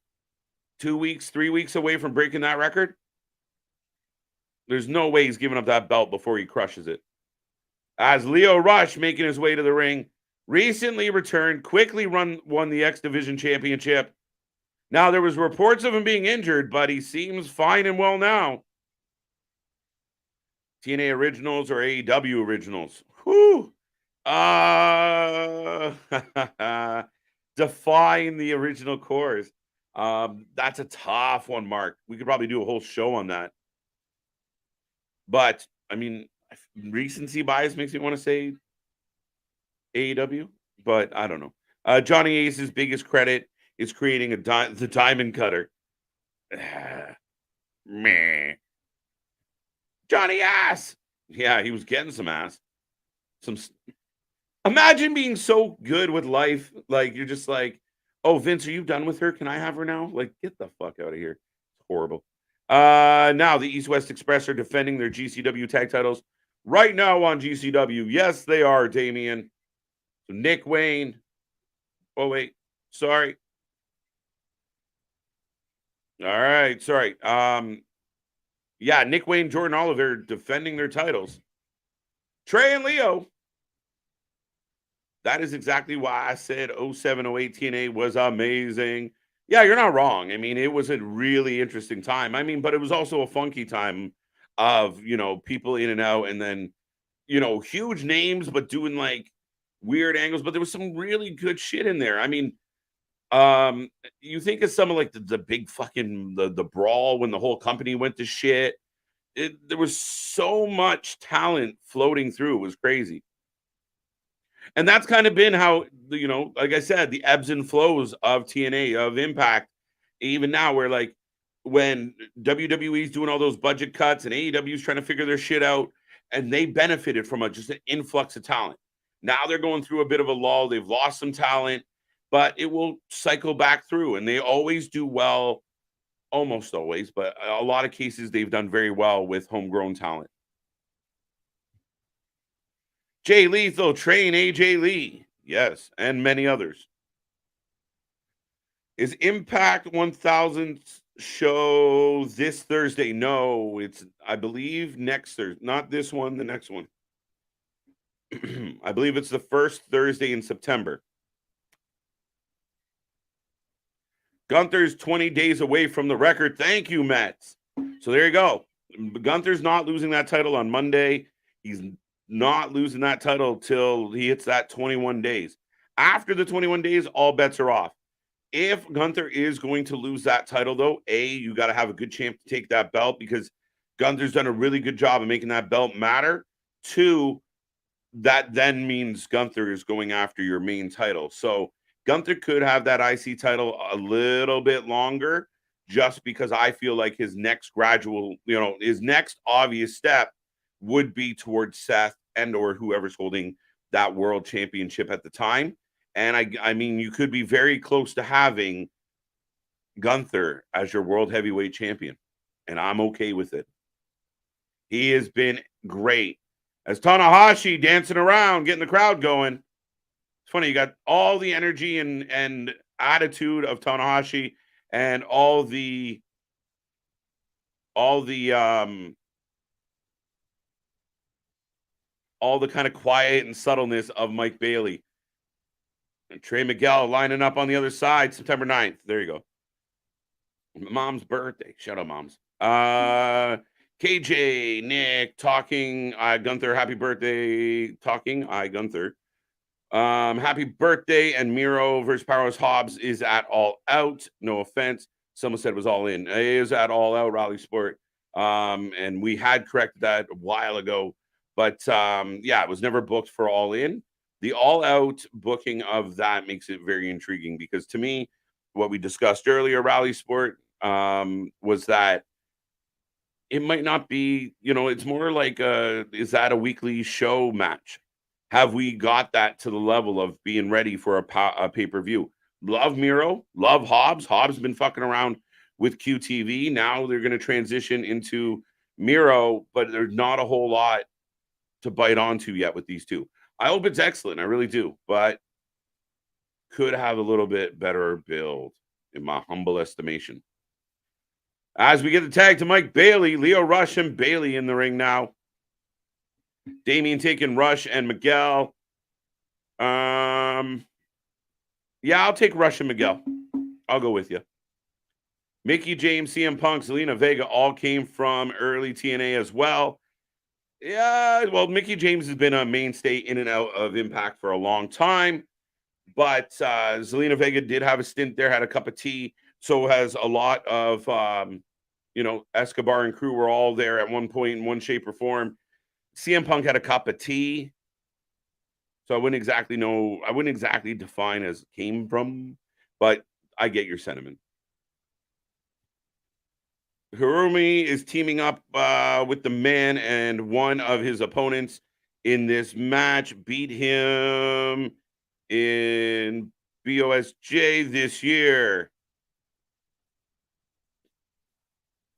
You're checking my memory right now. Yeah, fair enough. Fair enough. After Victory Road. There you go. Okay. I have to record that show because I'll be at the Sandwich the third fair. Well, enjoy the sandwich fair. Bring us with you. We'll keep you up. I thought you were about to say all the retirements of Lio Rush. I mean, there's been several retirements, injuries. Lio Rush is an interesting case. Highly talented dude, but a little guy, and he does what he does well, but he very much had some interesting few years to the start of a very young career. A lot of success, but a lot of who knows. Right now, Trey Miguel and Rush in control. And I know both of them. Lethal was the head trainer of Ace Pro Wrestling on indie promotion in my local town. April, and I graduated from the same school 3 years apart. Nice. There you go. Shout out to Jay Lethal. Who turns on who? Io Sky or Bailey? Bailey just makes the most sense. And I know you love Bailey, Chris, but I think Bailey's going to get jealous. Bailey's going to get, a little green about the whole thing and go after Io. And it's easier, I think. Right? Because now if you got to do the double turn the other way, it's easier just to push Io Sky into babyface mode and have Bailey pick on her. But I hope Io keeps that belt for a hot minute. Punk, part of the flock. Yeah, for a cup of tea. I missed half the pay-per-view. I thought it started later. I'm watching your stream back. Mickey James is a free agent, by the way. Fightful said. Rossap. Sean Rossap. She's great. Love Mickey. Yeah, Raleigh. Mickey left the door open, like she kind of semi-retired, said goodbye when she got injured and had to relinquish the title this time. So, yeah, there is an opportunity for Mickey to kind of go where she wants.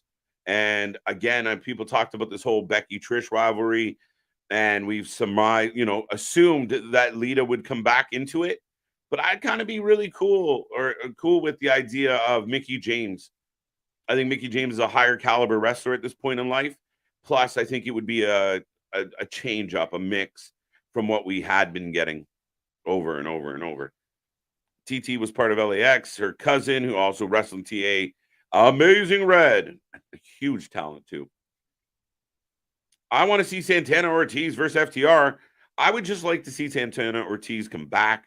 Rumors are they might be involved in the Stadium Stampede at All In. We will find out, but I'm a big fan of Santana Ortiz. I'd like to see them back in the mix, and they could do really great things with FTR, with Gin and Juice, with a lot of the teams. They're hella talented, and I feel like that's one of the teams that never got their just due when they were together the first time with AEW. There you go. Illinois. See, I already fucked up South Dakota. So ill. I'll remember that now. Rush is the opponent and Bailey is his teammate. They beat him in the Best of the Super Juniors A block. Yeah. And Rush, oh wow. Running shooting star. And Bailey's been everywhere. Bailey's been crazy. I call Bailey the Kevin Hart of wrestling. He'll take any booking. The man works. Damn, KJ, you bought me back. Remember Julio De Niro. Cha-ching. Let's go.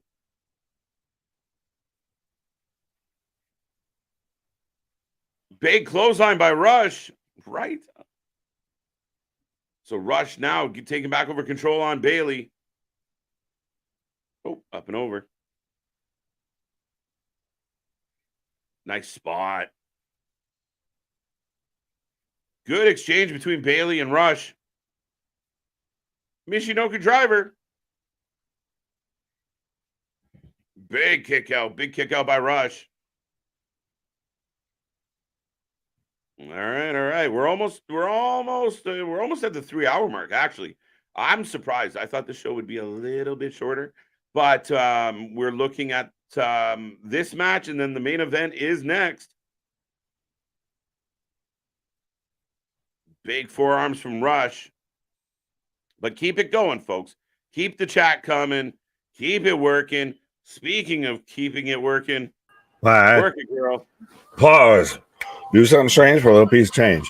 But yeah, well, I know you said, this might have been shorter, but still, it's only been 3 hours. It's a pay-per-view, and still we forget that we went a half hour early for the pre-show here. Yeah, fair enough. Granted, that's right. I forgot that. And it's still, it's 4:30. It's still, we're not even 8 o'clock on a Sunday night. So you can still, finish this pay-per-view and still go, have drinks, have dinner, all of that. Right. Spend your evening. I'm curious if anybody, we got to take a prop bet on when All In will finish. We'll wrap as a show on the end of Emergence. What ends first, Emergence or All In? Through. Oh man, that's going to be a long day. It just dawned on me what's about to happen. Yeah, it literally took you almost 3 hours to realize. The second someone mentioned it, I was like, oh shit. No, because originally I'm like, oh, that's going to suck for Emergence. On at the same. Oh no, it's not. No, I know it because I have it written right here. In the afternoon, so it's going to be one of those of back to back. Right. Like I have it written down right beside me, and it's like, oh yeah, that's how that schedule was working. Right. Son of a bitch. I got that shit going back. Our very own Luna Havoc will be in the building at Emergence. There we go. We'll have to get her live hot takes and opinions. We'll see. Shelly gonna retain, calling it now. Yeah. I'd like him not to. Fair enough. I think the main event of Multiverse between Tanahashi and Alex Shelley will be the match of the night. It should be. It's your main event. Whatever happened to Monty Brown? Can't forget him. Yeah. God knows, man. Marcus Corvon, fucking the beast, the man that invented the pounce there, or popularized the pounce. Oh, Miguel with a huge back elbow, super kick. I still keep feeling like it's getting darker and darker watching that from the fucking floor cam. Two count. Two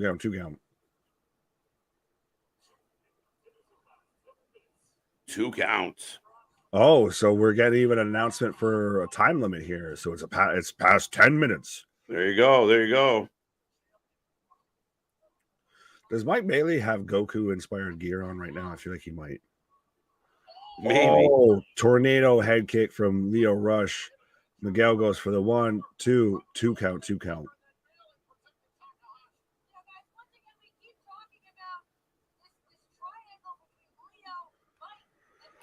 All in an emergence same day. Yes. Yeah. Fuck. No. The true alpha male of the Serengeti. Of the dude. That was the shit. Yeah. I sent this out, and I know I sent it to you. I think I put it even on our Discord of still, to me, we're going on just random tangents now. To me, one of the most underrated and misused theme songs in pro wrestling is the banger that they gave Kidman when he came to WWE, and everything that they did with Billy Kidman. That was such a good theme song, wasted on such a shitty used talent. Right? You're not wrong. Yeah. Oh, kick to the head on Trey. Double super kick. Tornado kick.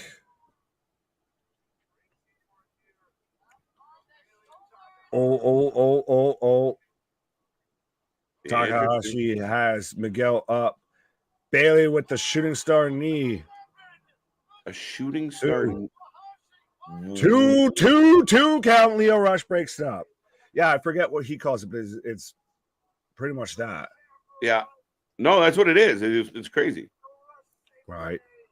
Yes, JB, you know what I'm talking about. You can run if you want to. Run, but you can't hide. You can climb over the fence. Look at that'll be the next one of like the guest song, like who's or whatever that we do for the shorts and everything like that. We've got to do like we can manage it and play like 5 seconds. You gotta guess the theme song. It's a tough one, but yeah, you're not wrong. I mean, there's some good ones. I feel like did it by the lyrics though. Kidman's entrance song was kind of like Tori Wilson, just not right for him. Touche. Overachieved on both, my guy. High five. Outkicked his coverage 100%. That man was supposed to do a fucking pooch kick and sat there and sent that thing out of the fucking end zone. Oh yeah, good for him. Like no hate. Oh yeah. Oh, slingshot stunner. 1, 2 count. Leo Rush gets a 2 count. Champion on champion pin attempt. I think but yeah, there's a really good underrated like bangers and everything there. Oh, Christian's waterproof blonde was amazing. I don't know if that's exactly which one that was, but I'm thinking of the if you close your eyes and then what was his other one? Or the Christian, Christian, at last you're on your own. Just the breakdown.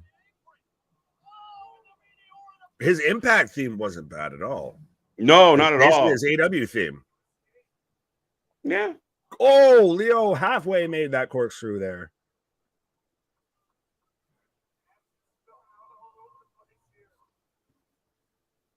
Leo going up to the top rope.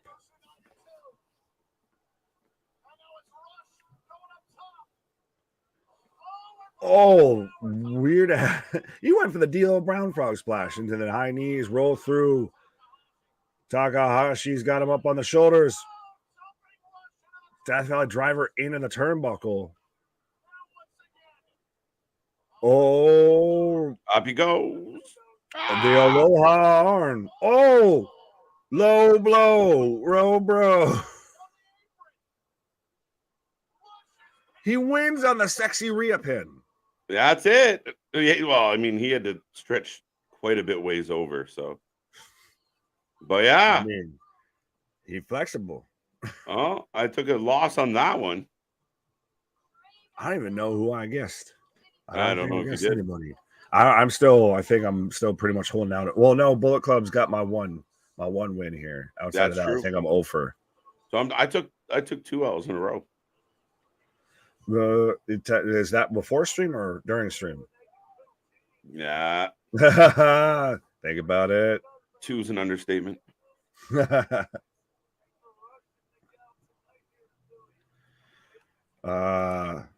Just Close Your Eyes by Waterproof Blonde. Oh, that band also did Sean O'Hare's theme. That's a super underrated dude. That is, yeah, it was a good theme. Well, he is a guy that to me, he will forever be my favorite, like super underrated, misused. Like your favorite guy who didn't make it. Exactly, is Sean O'Hare. I remember being that type of guy of being a bigger guy, but could still hit the fucking swanton and was still super athletic. Oh, wait. Leo? Okay. I got that right. Leo and Trey won or no? Yes. Okay. My bad. I'll take a W. I was going to say, you're out here on so many, you're smoking so many L's, you don't know if you're catching it up or not. Yeah, I was like, what the hell? I got something to say. I'm retired for the 18th time.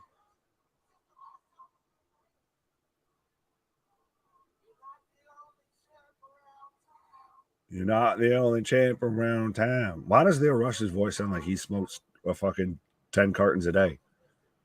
He's so little, he's got to yell, and it's great. Get this kid a megaphone. What did he just say? No, because if you give him a megaphone, then he'll be like Bart Simpson with all of them just lined up and just testing. Right.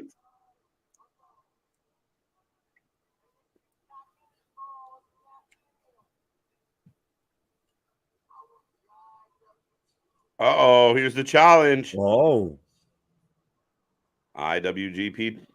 The Junior Heavyweight Championship between Leo Rush and why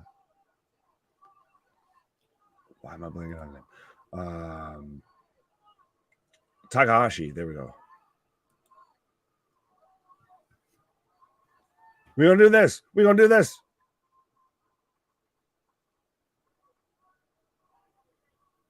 Got the whole flip mode saying, give me some more. Just one dude, just literally, he's the equivalent of like the thumbs down, like Yankees fan. He's just literally right there. And dude looks like one of us just sit there right beside Leo Rush, just fuck you, and then just thumbs down. Another you. Well, yeah, I mean, title versus title, maybe. Well, that'll be interesting. Right. Matt saying the pounce, period. The pounce. Who does a better pounce? Marcus Corvon or Keith Lee? Recency bias, Keith Lee. Well, Keith Lee has one really good one on Adam Cole, and the rest have been kind of eh. Willow also does the pounce, but I think she's a. I was gonna say Willow takes it. Fuck it, I give it to Willow. No, I would say Marcus Corvon there, the alpha male, I think has the ultimate pounce. He's kind of, it's a little bit how people have a lot of bias towards Goldberg has the best spear because he really, outside of Rhino with the gore, made that such a devastating move. Yeah, and it was so concentrated because that was one of his only, few moves. Yeah, right? It was the 5 moves of doom. Right, so it was so focused on. And I always like that move because it gives somebody that you get there and you get that moment to set up for it versus you just hit it out of the blue. You build that setup, that anticipation of, oh, he's going to hit, he's going to, oh, this shit, he did it. As we're building up now for the main event between Alex Shelley and Takahashi. Tanahashi, not Takahashi. Monty Brown made everyone look like pinballs. Not wrong. Right. Bounce. I hear there was a young boy. I played the silver. Right. Alex Shelley for the win. Who you got? I think it's got to be Shelley. It's going to stay. They're not going to give up that belt. I'm going with the ace of New Japan.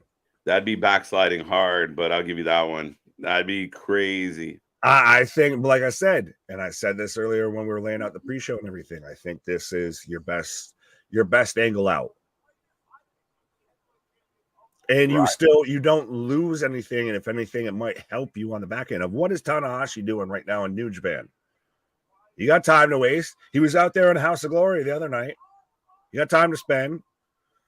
Yeah, you got time. You got time. I mean, again, if it was a short little transitional run, it would shock the world. And again, it's worth that noteworthiness. So, right. Hey, I'm all for it. It'd be shocking. I'm gonna stick with Shelly. Or even if you get a rematch, say if you get a rematch in New Japan and you get that double, that extra crossover, you get an Impact title defended in Japan on a New Japan show, Alex Shelley versus Tanahashi, and they're able to show what they can do defending that in a New Japan style. I think that's almost even better. Of the evening. I keep wanting to do the Bruce Buffer. It's time fighting out of the red corner.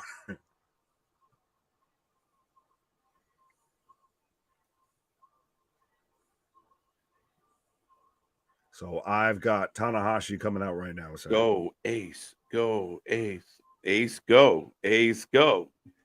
Depends learn English, just learn English. English translation. Right, Shelly.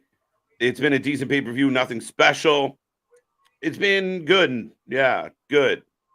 Solid. Not bad. And it's always the weird caveat when it's this crossover promotion type shows of, are you expecting something that's going to be this huge carryover event into the next like 3 pay-per-views? Or is this just, we're going to have some really good matches and we just have some really good matches and that's really it? Yeah. And I mean, I think we've had some really good matches. But you don't have any, like, nothing we saw tonight, like, come December, we're like, do you remember that match? Oh my God. But it's decent. Right. Oh, that reminds me of the first time I saw the Black Hole Slam. My mouth dropped when they sold that move. Black Hole Sun, won't you come? And wash away the pain. AB, what up? What's that? AB saying Alex Shelley for the W. Alex Shelley for the W as well from Chris. Shelley goes over, says Trey. What's up, Wrasslin fam? Have we just turned into that scene from Scary Movie of, you got Smokey and you got the ghost face and everything? Why that? Dude, one of the best freestyles ever was the ghost when he does the freestyle. I slash you, I kill you. But it's so funny of how that was a play on the Budweiser commercial, which then even the Dudley Boys turn and use with their, headbutt, low blow. Why that?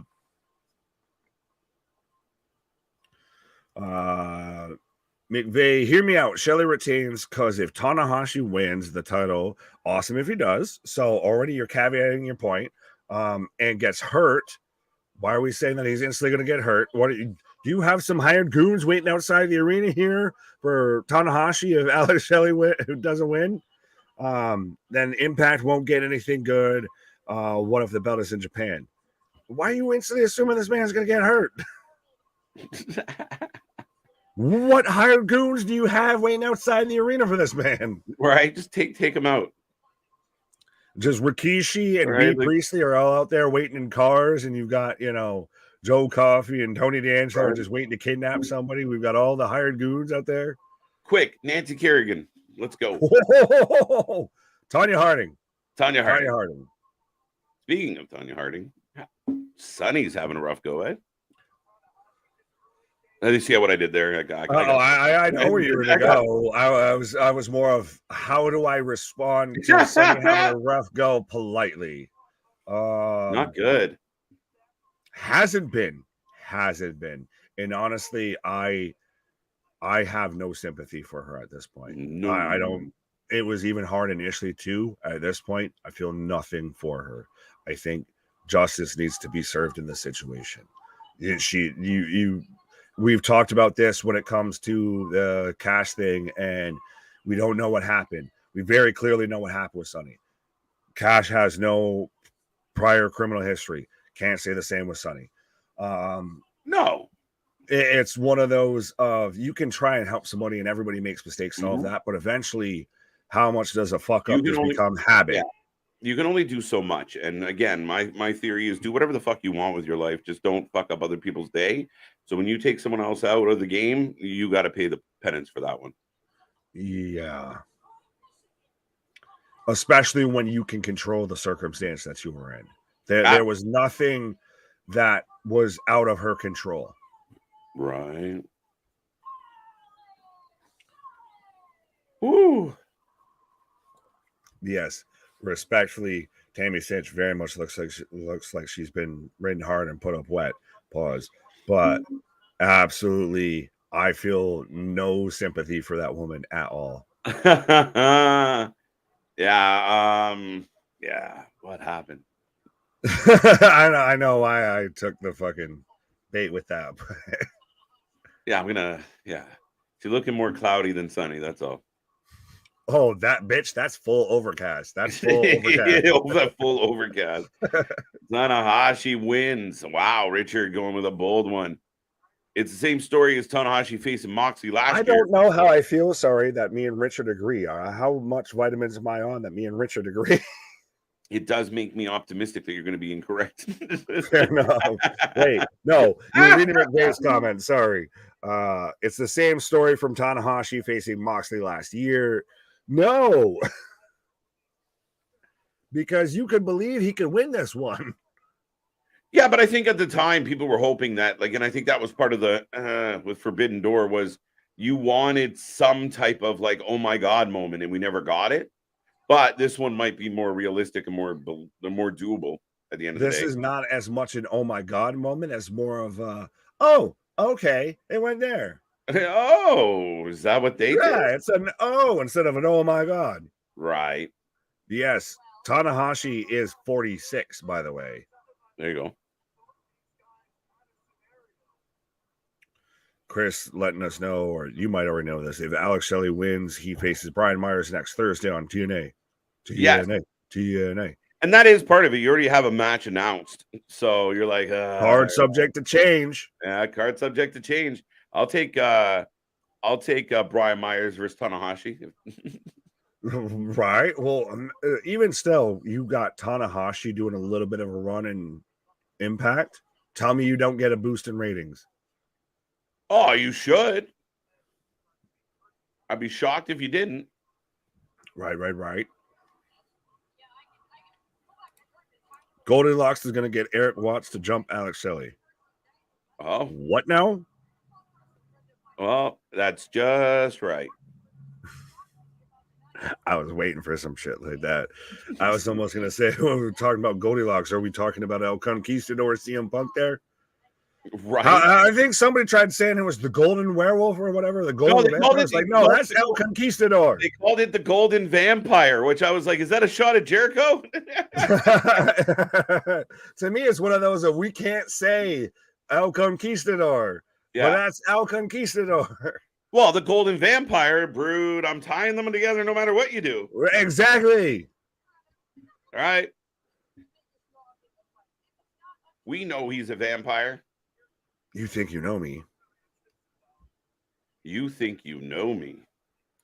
Alex Shelley should win. During Tanahashi's victory, Kenny King is going to screw Shelley.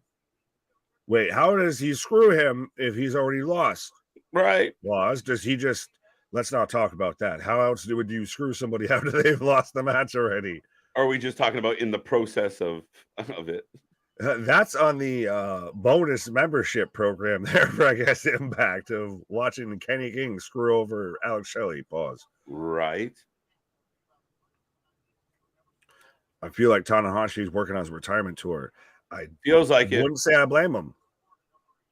It did kind of feel like it, not going to lie.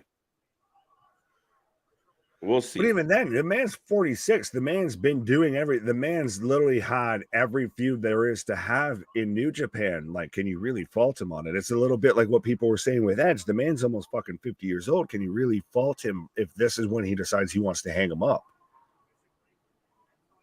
Right. Yeah. He's at that point. But the Japanese wrestlers, he'll probably find himself in a nice groove unless he wants to. But and kind of coast for a while, and they tend to. I think he's been coasting. Yeah, touche. let's be honest, he's been coasting. He's been in that Suzuki kind of category, that Ishii category of respect to them. And I'm not saying to discredit it, because anybody that knows me knows I like the Japan style, but they've been coasting for a bit. A little bit. Name value is a big thing. Well, and especially when you're also getting, booked over in AEW and everything on good runs, all of that. Yes, perfect Edge tribute. I agree. Well played. Touche. Tabernacle. Did he really tweet that out? Wait, Did what? he really? I'll let the scarf handle this one first. Well, hold on. So, you can't just drop that on me and expect me to know that offhand. Like, hold on. Talk to the peoples. You talk to the people. Jericho peoples. tweeted that out again, and there's people out there that would go, "Oh yeah, they did." And look, I mean, sorry, I don't think so. I think Jericho's feud with MJF delayed the rise of MJF by a fucking year. I think that went on forever and ever. And even the moments where MJF went over, they were designed to make us talk about Jericho, not MJF. Just like so many others Jericho's been down the road with. You even think of the moment where MJF wins by chucking Jericho off the cage, but the goal was to have everybody talking about Jericho, and that's what we were doing. Except we were talking about the fact that he used a giant fucking pillow, was no Mick Foley-esque moment. It was bullshit. We could see your eyes open, close them, ask the cameraman to stop zooming in. This is my problem with Jericho, is just the continuous self-serving, self-indulgent, self-flating bullshit that just feeds his own ego. Who the fuck needs to take the time out of their day to brag about themselves? By the way, the best channel going. No, I'm just kidding. I was going to say, by the way, we kind of do that at times, but I have not seen that unless he tweeted it a while ago. But it's one of those, sometimes when you're doing good shit, you don't need to talk about how you're doing good shit, because people can just tell you're doing good shit. Sometimes that really just needs to take effect with people. Yeah. But I can't confirm that he's tweeted that, because if he did, it was fucking a while ago. That's the first time I've really had to sit there and scroll through Chris Jericho's feed, and boy, howdy, does he retweet a lot of his shit. Oh, yeah. I mean, like I said, it's such a weird animal, and I wish that, again, it's just part of the maturing of the company, where you need your superstars, especially your leaders, to pull some of that shit in-house. Keep the shit to yourself. If you're going to tweet about who you are, what the company you work for, make it kayfabe tweets. Like, don't be in there like telling some dude with 16 followers what a dickhead he is for not loving every booking you've had since you got to AEW. The fuck out of here. You know what you do when you have a platform as big as something like that? Mm-hmm. You sit there and you shout out other guys that are on. You do some good. Yeah. Yeah. You sit there and, hey, I'm not on tonight, but by the way, make sure you check out this, and this, and this, and this. Mm-hmm. Oh, yeah. Wow. Shelly down on the arm. That looked awful. Oh, diving knee off the ring apron.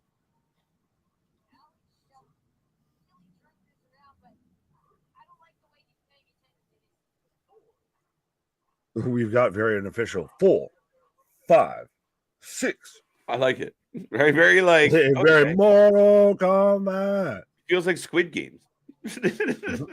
What? We're gonna get them down to carving out a cookie. Right. 1. Red light, green light, red light. Watching a death match in GCW, it's been brutal. I think the term death match gives away that it's going to be brutal. Yeah, fair enough. Still that. Jordan celebrating in a good mood. Welcome, Jordan. Good to see you. Feel like you've already been here, though. Fair enough. Well, welcome back. Well, we're like Mace. Welcome back. Oh. I've got Shelly right now throwing in Tanahashi into the ring here.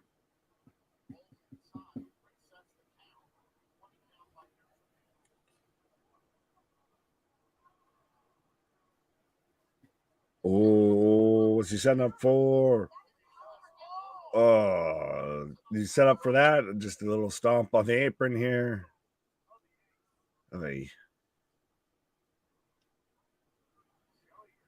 I was gonna say, now I'm wondering how old Alex Shelley is, because he's been going on for a hot minute too here. He's got to be probably 40 plus, maybe late 30s. 20 years of Alex Shelley. I mean, 38. 40. So both men over 40 in this match. Mm-hmm. Yeah. Oh, Yamashita is in a death match. There you go. Oh God. Yeah. Oh, I thought you had it up. No. No. About to though.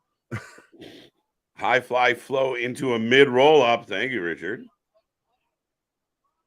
Why do I have a dark screen? Did it end? Alex Shelley taking boots in the corner.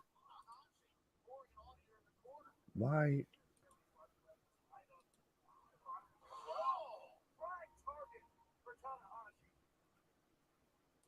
Am I wrong here? I'm trying to pull up GCW and I'm only getting a dark screen here.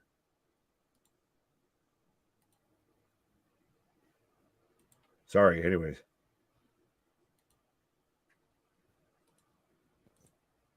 Dun dun dun. But folks, keep it going, keep it going.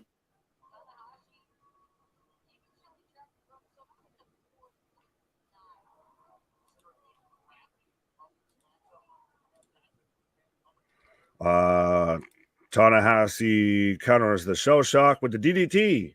Yes.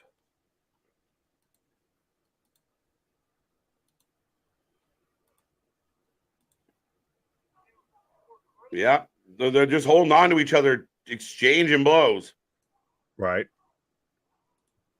Yamashita just retained her Ultraviolet Championship right now in the main event. Yes, she did. Well, then a bloody mess. I missed it, damn it.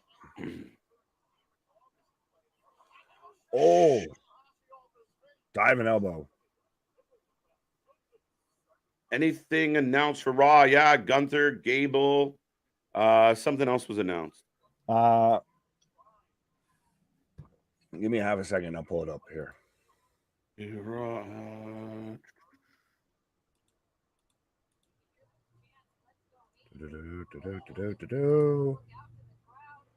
Nope, that's not what I wanted. In Quebec. Quebec City. Yeah, IC title. Maybe more from Nakamura and Rollins. New Day versus the Glass Bros. Oh, that's right. Shrek and Donkey. Shrek and Donkey. Yeah, New Day versus, that's their name now, is the Glass Bros. Glass Bros. Shrek and Donkey still. Nakamura to reveal what he said to Rollins. So we're going to know the mystery of what he secretly whispered to Seth Rollins. I'm going to tell everybody right now, he said, that's what he said, folks. So make sure you're here for Monday so you can confirm that I said what he said. Right.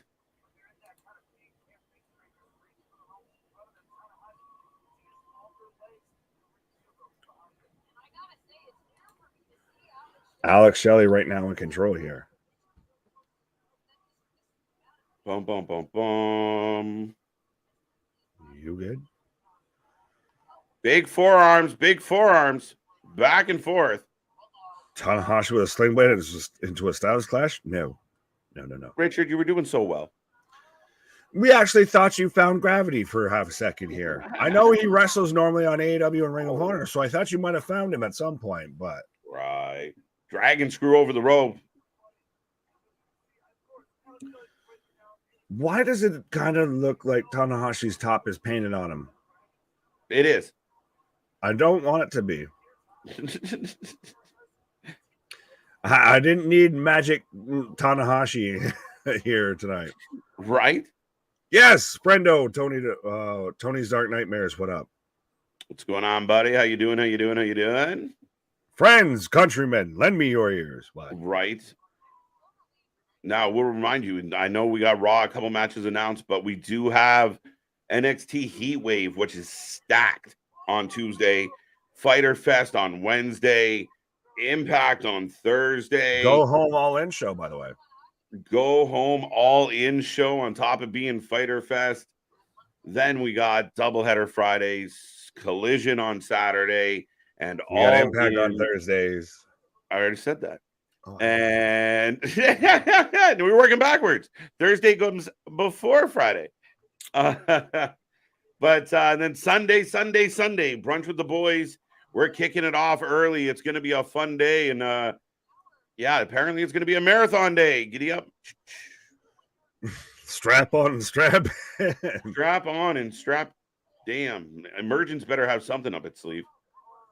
Right. If not, if you're in attendance, you can go and find and shout out Luna Havoc, who will be in attendance as well. Absolutely. Bring your Wrasslin for Life Network signs to Impact Emergence. Let your presence be known. Absolutely. We always had that deal. If you get a Wrasslin for Life sign on one of the, take it to one of the wrestling shows, we will send you a t-shirt to say thank you. Right. Where does Becky versus Trish go? Away. Into a steel cage. Despite all my rage, I am still just a rat in a cage. Just go away. Finish the cage match is it. You can't, like, are we done yet? So what is it with WWE and stories? We've got finished the story with Cody, and we've got the never-ending story between Becky and Trish now going on. Right. It's just, I don't know why, but this storyline just feels like, all right, let's get it going. I defended it for a while in the beginning, but it has stretched to a point of like, meh. It's felt so stop-start. That's really what it is. It's felt stop-start. Yeah. Maybe it should have been on SummerSlam. I don't fucking know. Maybe. Tony, how's everyone doing? I'm doing peachy keen. How are you doing? Wonderful. As we approach 8 o'clock. I was going to say, okay, over there. Wonderful. Wonderful. On helping MJF become a main eventer, the idea behind the rivalry was to turn MJF into a bigger star. He is now he's the world champion. It worked. He's running the show. Yeah, that's fucking bullshit. That's like saying you gave Usain Bolt a high five on the way by, but you're part of why he won the fucking world. Like, come on. MJF was going to end up there anyway. He actually slowed down, and in my humble opinion, it wasn't like, oh my God, thank God Jericho was there. MJF was going to get there anyway. And I think he did it in spite of Jericho's contribution. You mean that fucking singing, dancing scene was, made the career of young MJF? I think, well, I want to see where this is fully sourced from before I start going at quotes pulled up. It very much sounds like something that Jericho could and would say. I'm not saying he probably doesn't actually think that. MJF, like you said, 100%, no matter what, MJF was getting there regardless. Anything from Chris was just extra seasoning on an already fucking smoking wildfire here. Oh, wow. Probably shouldn't say that with everything going on. Oh! Ripcord. Sweep close on 2 count. Two go. But yeah, work on this just keeps going all over the place. Sorry. He didn't need Jericho, man. As far as I'm concerned, Jericho needed him more than MJF needed Jericho. Maybe, yeah. But I feel like that the whole thing maybe you said that's a maybe that Jericho needed. I don't know if it did any. Like, I don't think either one of them. It kept Jericho on television. It put Jericho. Oh yeah, like it was definitely just clout sucking the whole way. So yeah, I will give you that. I'll give you that. Yeah. And that becomes the problem is like Jericho thinks he did good, but MJF would have got there and probably faster without spending a year fucking around with Jericho. Why was it a year long? The guy was in fucking purgatory. And even the people that were involved in the Pinnacle think it was shit. I was going to say, look at where Action Andretti is after his whole feud with Chris Jericho and everything. I'm a fucking wizard, bitch. I get where you could make sense that the Callis Jericho thing could make sense. Granted, I think they fucked that up already, but the Callis Takeshita Omega thing was its own storyline, and Jericho seemed to just kind of get wedged into that. Yeah. And again, I think Eddie Kingston got hot. Jericho started fucking with them. Action Andrade wanted to do something new. And again, people, he put him over. No, he let him win and then stomped on putting him over. That's the difference, guys. Like, again, I don't know if he said this or not, but I just really like bagging on him at this point. Mm. But I'm sick and tired of it. And that's where I told you I listened to this guy's podcast and I had to stop because it was just so self-indulgent. It was just gross. Of like, fuck off, dude. Like, have other people toot your horn. If you're as amazing as you think you are, other people will tell us. White noise, air raid crash, but I've never seen someone get over and buried all within the same week. Two count. Dos, amigos, dos.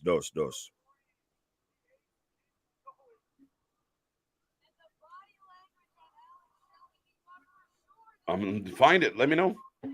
Right. I want proof. Super kick. Perhaps Goldberg was right about Jericho. Neither one of them can actually fight.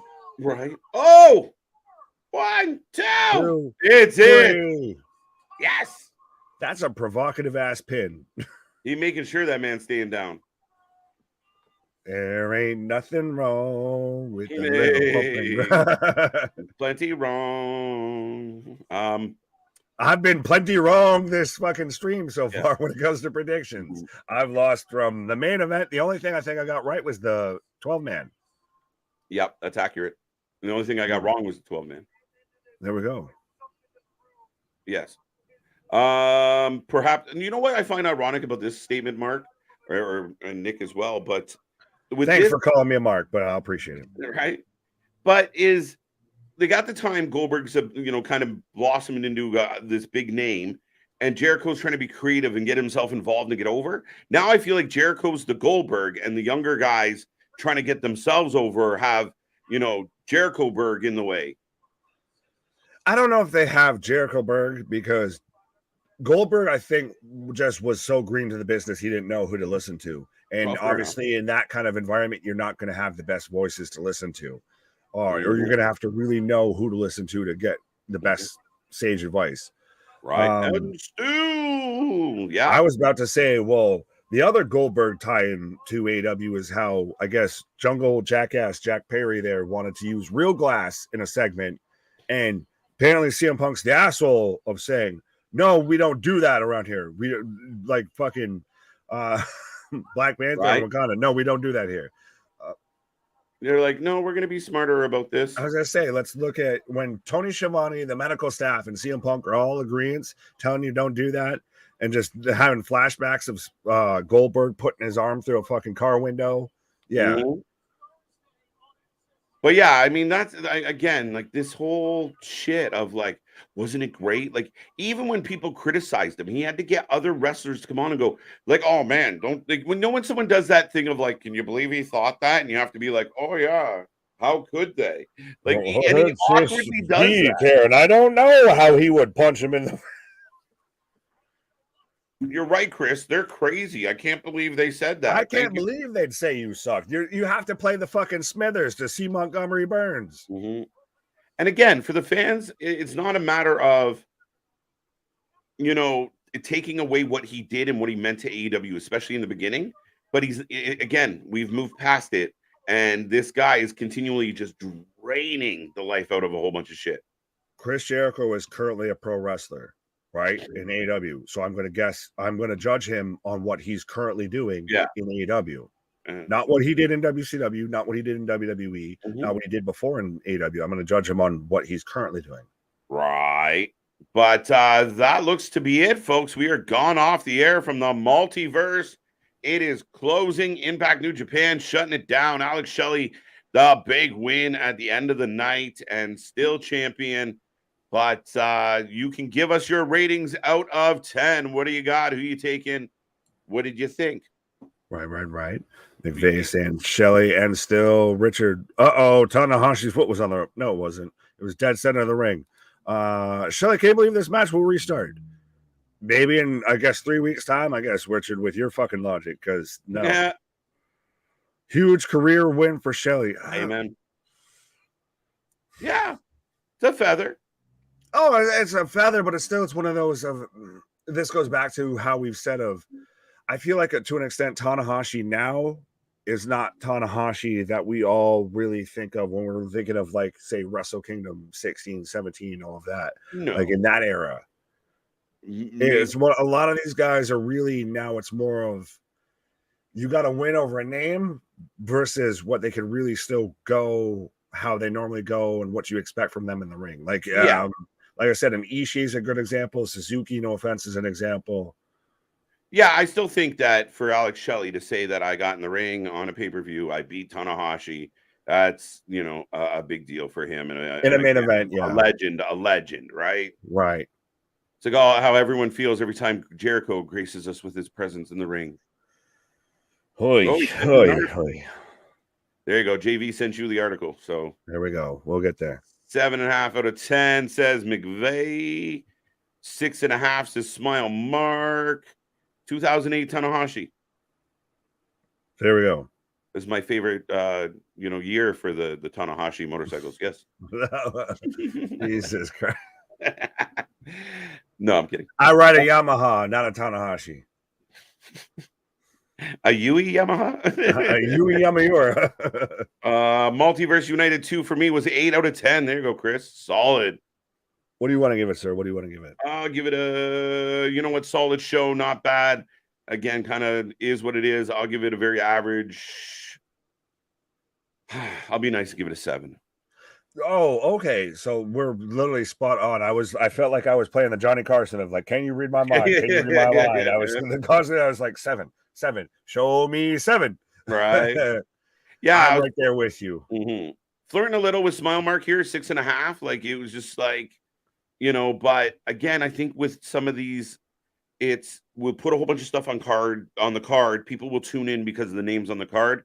And then there's not, it was great. It was good. They gave us a nice little exhibition, but it lacks substance, right? But that's the thing. That's what I've been saying this whole time and this whole night. And to me, why I think it's really hard to get it past a 7. Like a 7 is a high mark for something like this, because that's what it is. It's an exhibition. There's nothing outside of maybe a little bits of some tangible things that are going to carry over past this. Everything else for this was an exhibition of a spotlight, a showcase of, hey, look at these really good, this really good matchup, this really good match. Like, they were fantastic stuff in ring, but there's no substance besides it's a really good match to watch. Yeah, and again, in that case, unless it's like an Osprey Ricochet, one of those matches where they break the internet, you get through it, you high five them, you appreciate the show. But again, it's not enough to, like you said, tip it up the scale, because you need one of those holy fuck matches, which we didn't get tonight. Yeah, you need an amazing match of the year candidate or something like that to really go. Like I said, that 6 to 7 range is really like your apex, unless you have that holy shit, match of the year kind of candidate on this kind of showcase crossover type pay-per-view. Right. No, you're not wrong. So I enjoyed it overall. I mean, solid night again. And it wasn't sitting here going like, oh, fuck. But I mean, at the same time, like you said, you kind of hit a ceiling unless you have a little more to offer. But yeah, I mean, these are kind of fun every once in a while. Right. Small Mark saying good showcase pay-per-view, displayed a lot of talent, nothing too outrageous. Yes. Yep. AB says I will score after I watch it later tonight. Well, let us know in the comments, which, by the way, still chat in the comments, chat in the Discord, all of that. I already put the thing on if we want to do the whole fantasy football thing and everything. That's it. Richard, Shelley got attacked. What? Eddie attacked Shelley. No, that didn't happen. Put the vitamins down. Did Timmy fall in the well? I was going to say, it sounded to me like the fucking start of like the Shark or the Jaws movies and everything. Right. Like that. I was about to start going, show me the way to go. McVeigh out here, I think he's trying to trigger us, or you especially here, with, if you want match of the year, then Ospreay versus Jericho next week. Just one of those, nothing but tears. Look at what you did. You made KJ cry. Look at what you did. You made KJ cry. It's funny because the instinct is like, when fucking Clark Griswold gets his bonus and he opens it and he's pissed and he goes on the rant. That's what I want to. That's what I feel like, right? Like, you Logan, blood sucking but instead, it's almost like I'm just exhausted. It's beat me down. I'm really excited because I get to watch Will Ospreay. It's unfortunate that he has to have a match with a fucking broom handle and Chris Jericho. Can I ask you a question? Because I know we're heading towards the door, but Uh-huh. to the argument that Will Ospreay wanted this in addition to Jericho, I don't give a shit.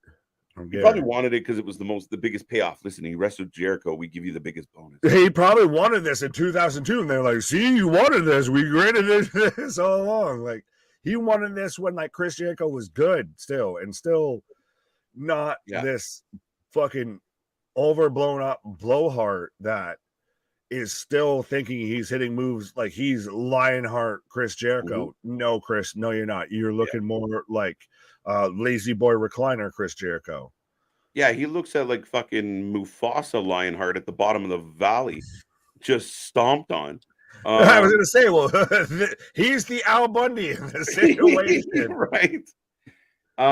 Yeah, man, like I think that's where, as the booker, as the manager, as the owner, as the fucking head of everything, he's really got to be able to step in and say, that sounds nice, guys, but I think this will be better.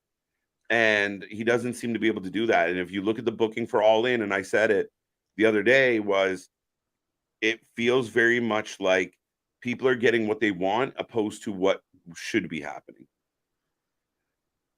Well, it becomes almost, I think this is almost becoming a pressing issue of how long has Tony Khan gone without putting his foot down to when, if he was even still to do it, does it work now? No, he's gone 3-4 years without putting his foot down. Yeah. It's one of those, if you let your kids run wild and then you start to act like a fucking parent after a while, do they actually still start to listen, or they're just, haha, that's a good joke? Right. No, it's very fair, but I was curious. I'm not trying to trigger one. Just seeing on paper makes me think it's going to be a good one. Trigger is funny. You triggered some tears. No, I mean, is there any way, shape, or form that this match is going to be what it should be? But it depends on what you think it should be. No, like, I mean, like a Jericho shows up and he's just got a full tank, and him and Ospreay burn it down. He's getting 5 stars already. We know this. It's already done. It's already a done deal. He might get a bonus one because it's in Wembley. 5.25. Like the Tokyo Dome. But everyone gets 10 stars at All In. But does Jericho show up and actually shock? I will be on live and I will happily eat crow if Jericho pulls it off. But I saw him with Bandito. I saw him with Colt Cabana. I've seen him with Guevara, this one, that one, and it's not good anymore. It's slow. It's awful. It doesn't work. To me, it's going to depend on how much can you tell it's Ospreay leading the match versus it's an actual good match between Jericho and Ospreay. That's going to be the deciding factor. Does Jericho go over? Don't. I felt the taste of bile come up in my throat right there. Just don't know. Right. If you want me to watch the rest of All In, don't you fucking do that. Update. I think Sunflower. Spoiler alert! I will instantly be pausing if fucking Chris Jericho wins over Will Ospreay. You're my sunflower. Good. All right, I'm broken. Well, I was gonna just say, let me know when the snozzberries keep tasting like snozzberries over there. My name is Sergio. Hi, Sergio. My name is KJ. That's Big Nick, and we're heading home. At least your name isn't John Cena. John Cena. John Cena. On what paper? A counterfeit 20? Yeah. He wrote it on a loony or a toonie. We're tiny, we're toony, we're all together. He's American. No, we didn't. I still reject that trade. That trade has not passed customs here between fucking Brock Lesnar and Chris Jericho. Right. Let's be real. I'm broken. If he was going to do it, he'd pay someone to do it. Great live. That even what I'm mad at. Great live stream. This is a perfect note to go out on. We'll take this as our last one, folks. So great live stream, like always. KJ and Nick, thank you. See you guys next time, and take care. Christopher, don't be a stranger, and make sure you pop back in and say hi. Everyone out there, for joining us on this sunflowery Sunday of Multiverse Madness. Thank you. Make sure you check out all the links below. Click all the buttons. Come back tomorrow for Raw. We are heading towards All In. It's going to be an insane 3 weeks on this channel. Strap in, strap on, and thank you so much. Absolutely. And don't sweat the petty things and don't pet the sweaty things. Our shit is real. Our shit is raw. Our shit is authentic. When you talk about the rest, you better put that 4 life with it. See you on the flip side, folks. Come back tomorrow. Bye.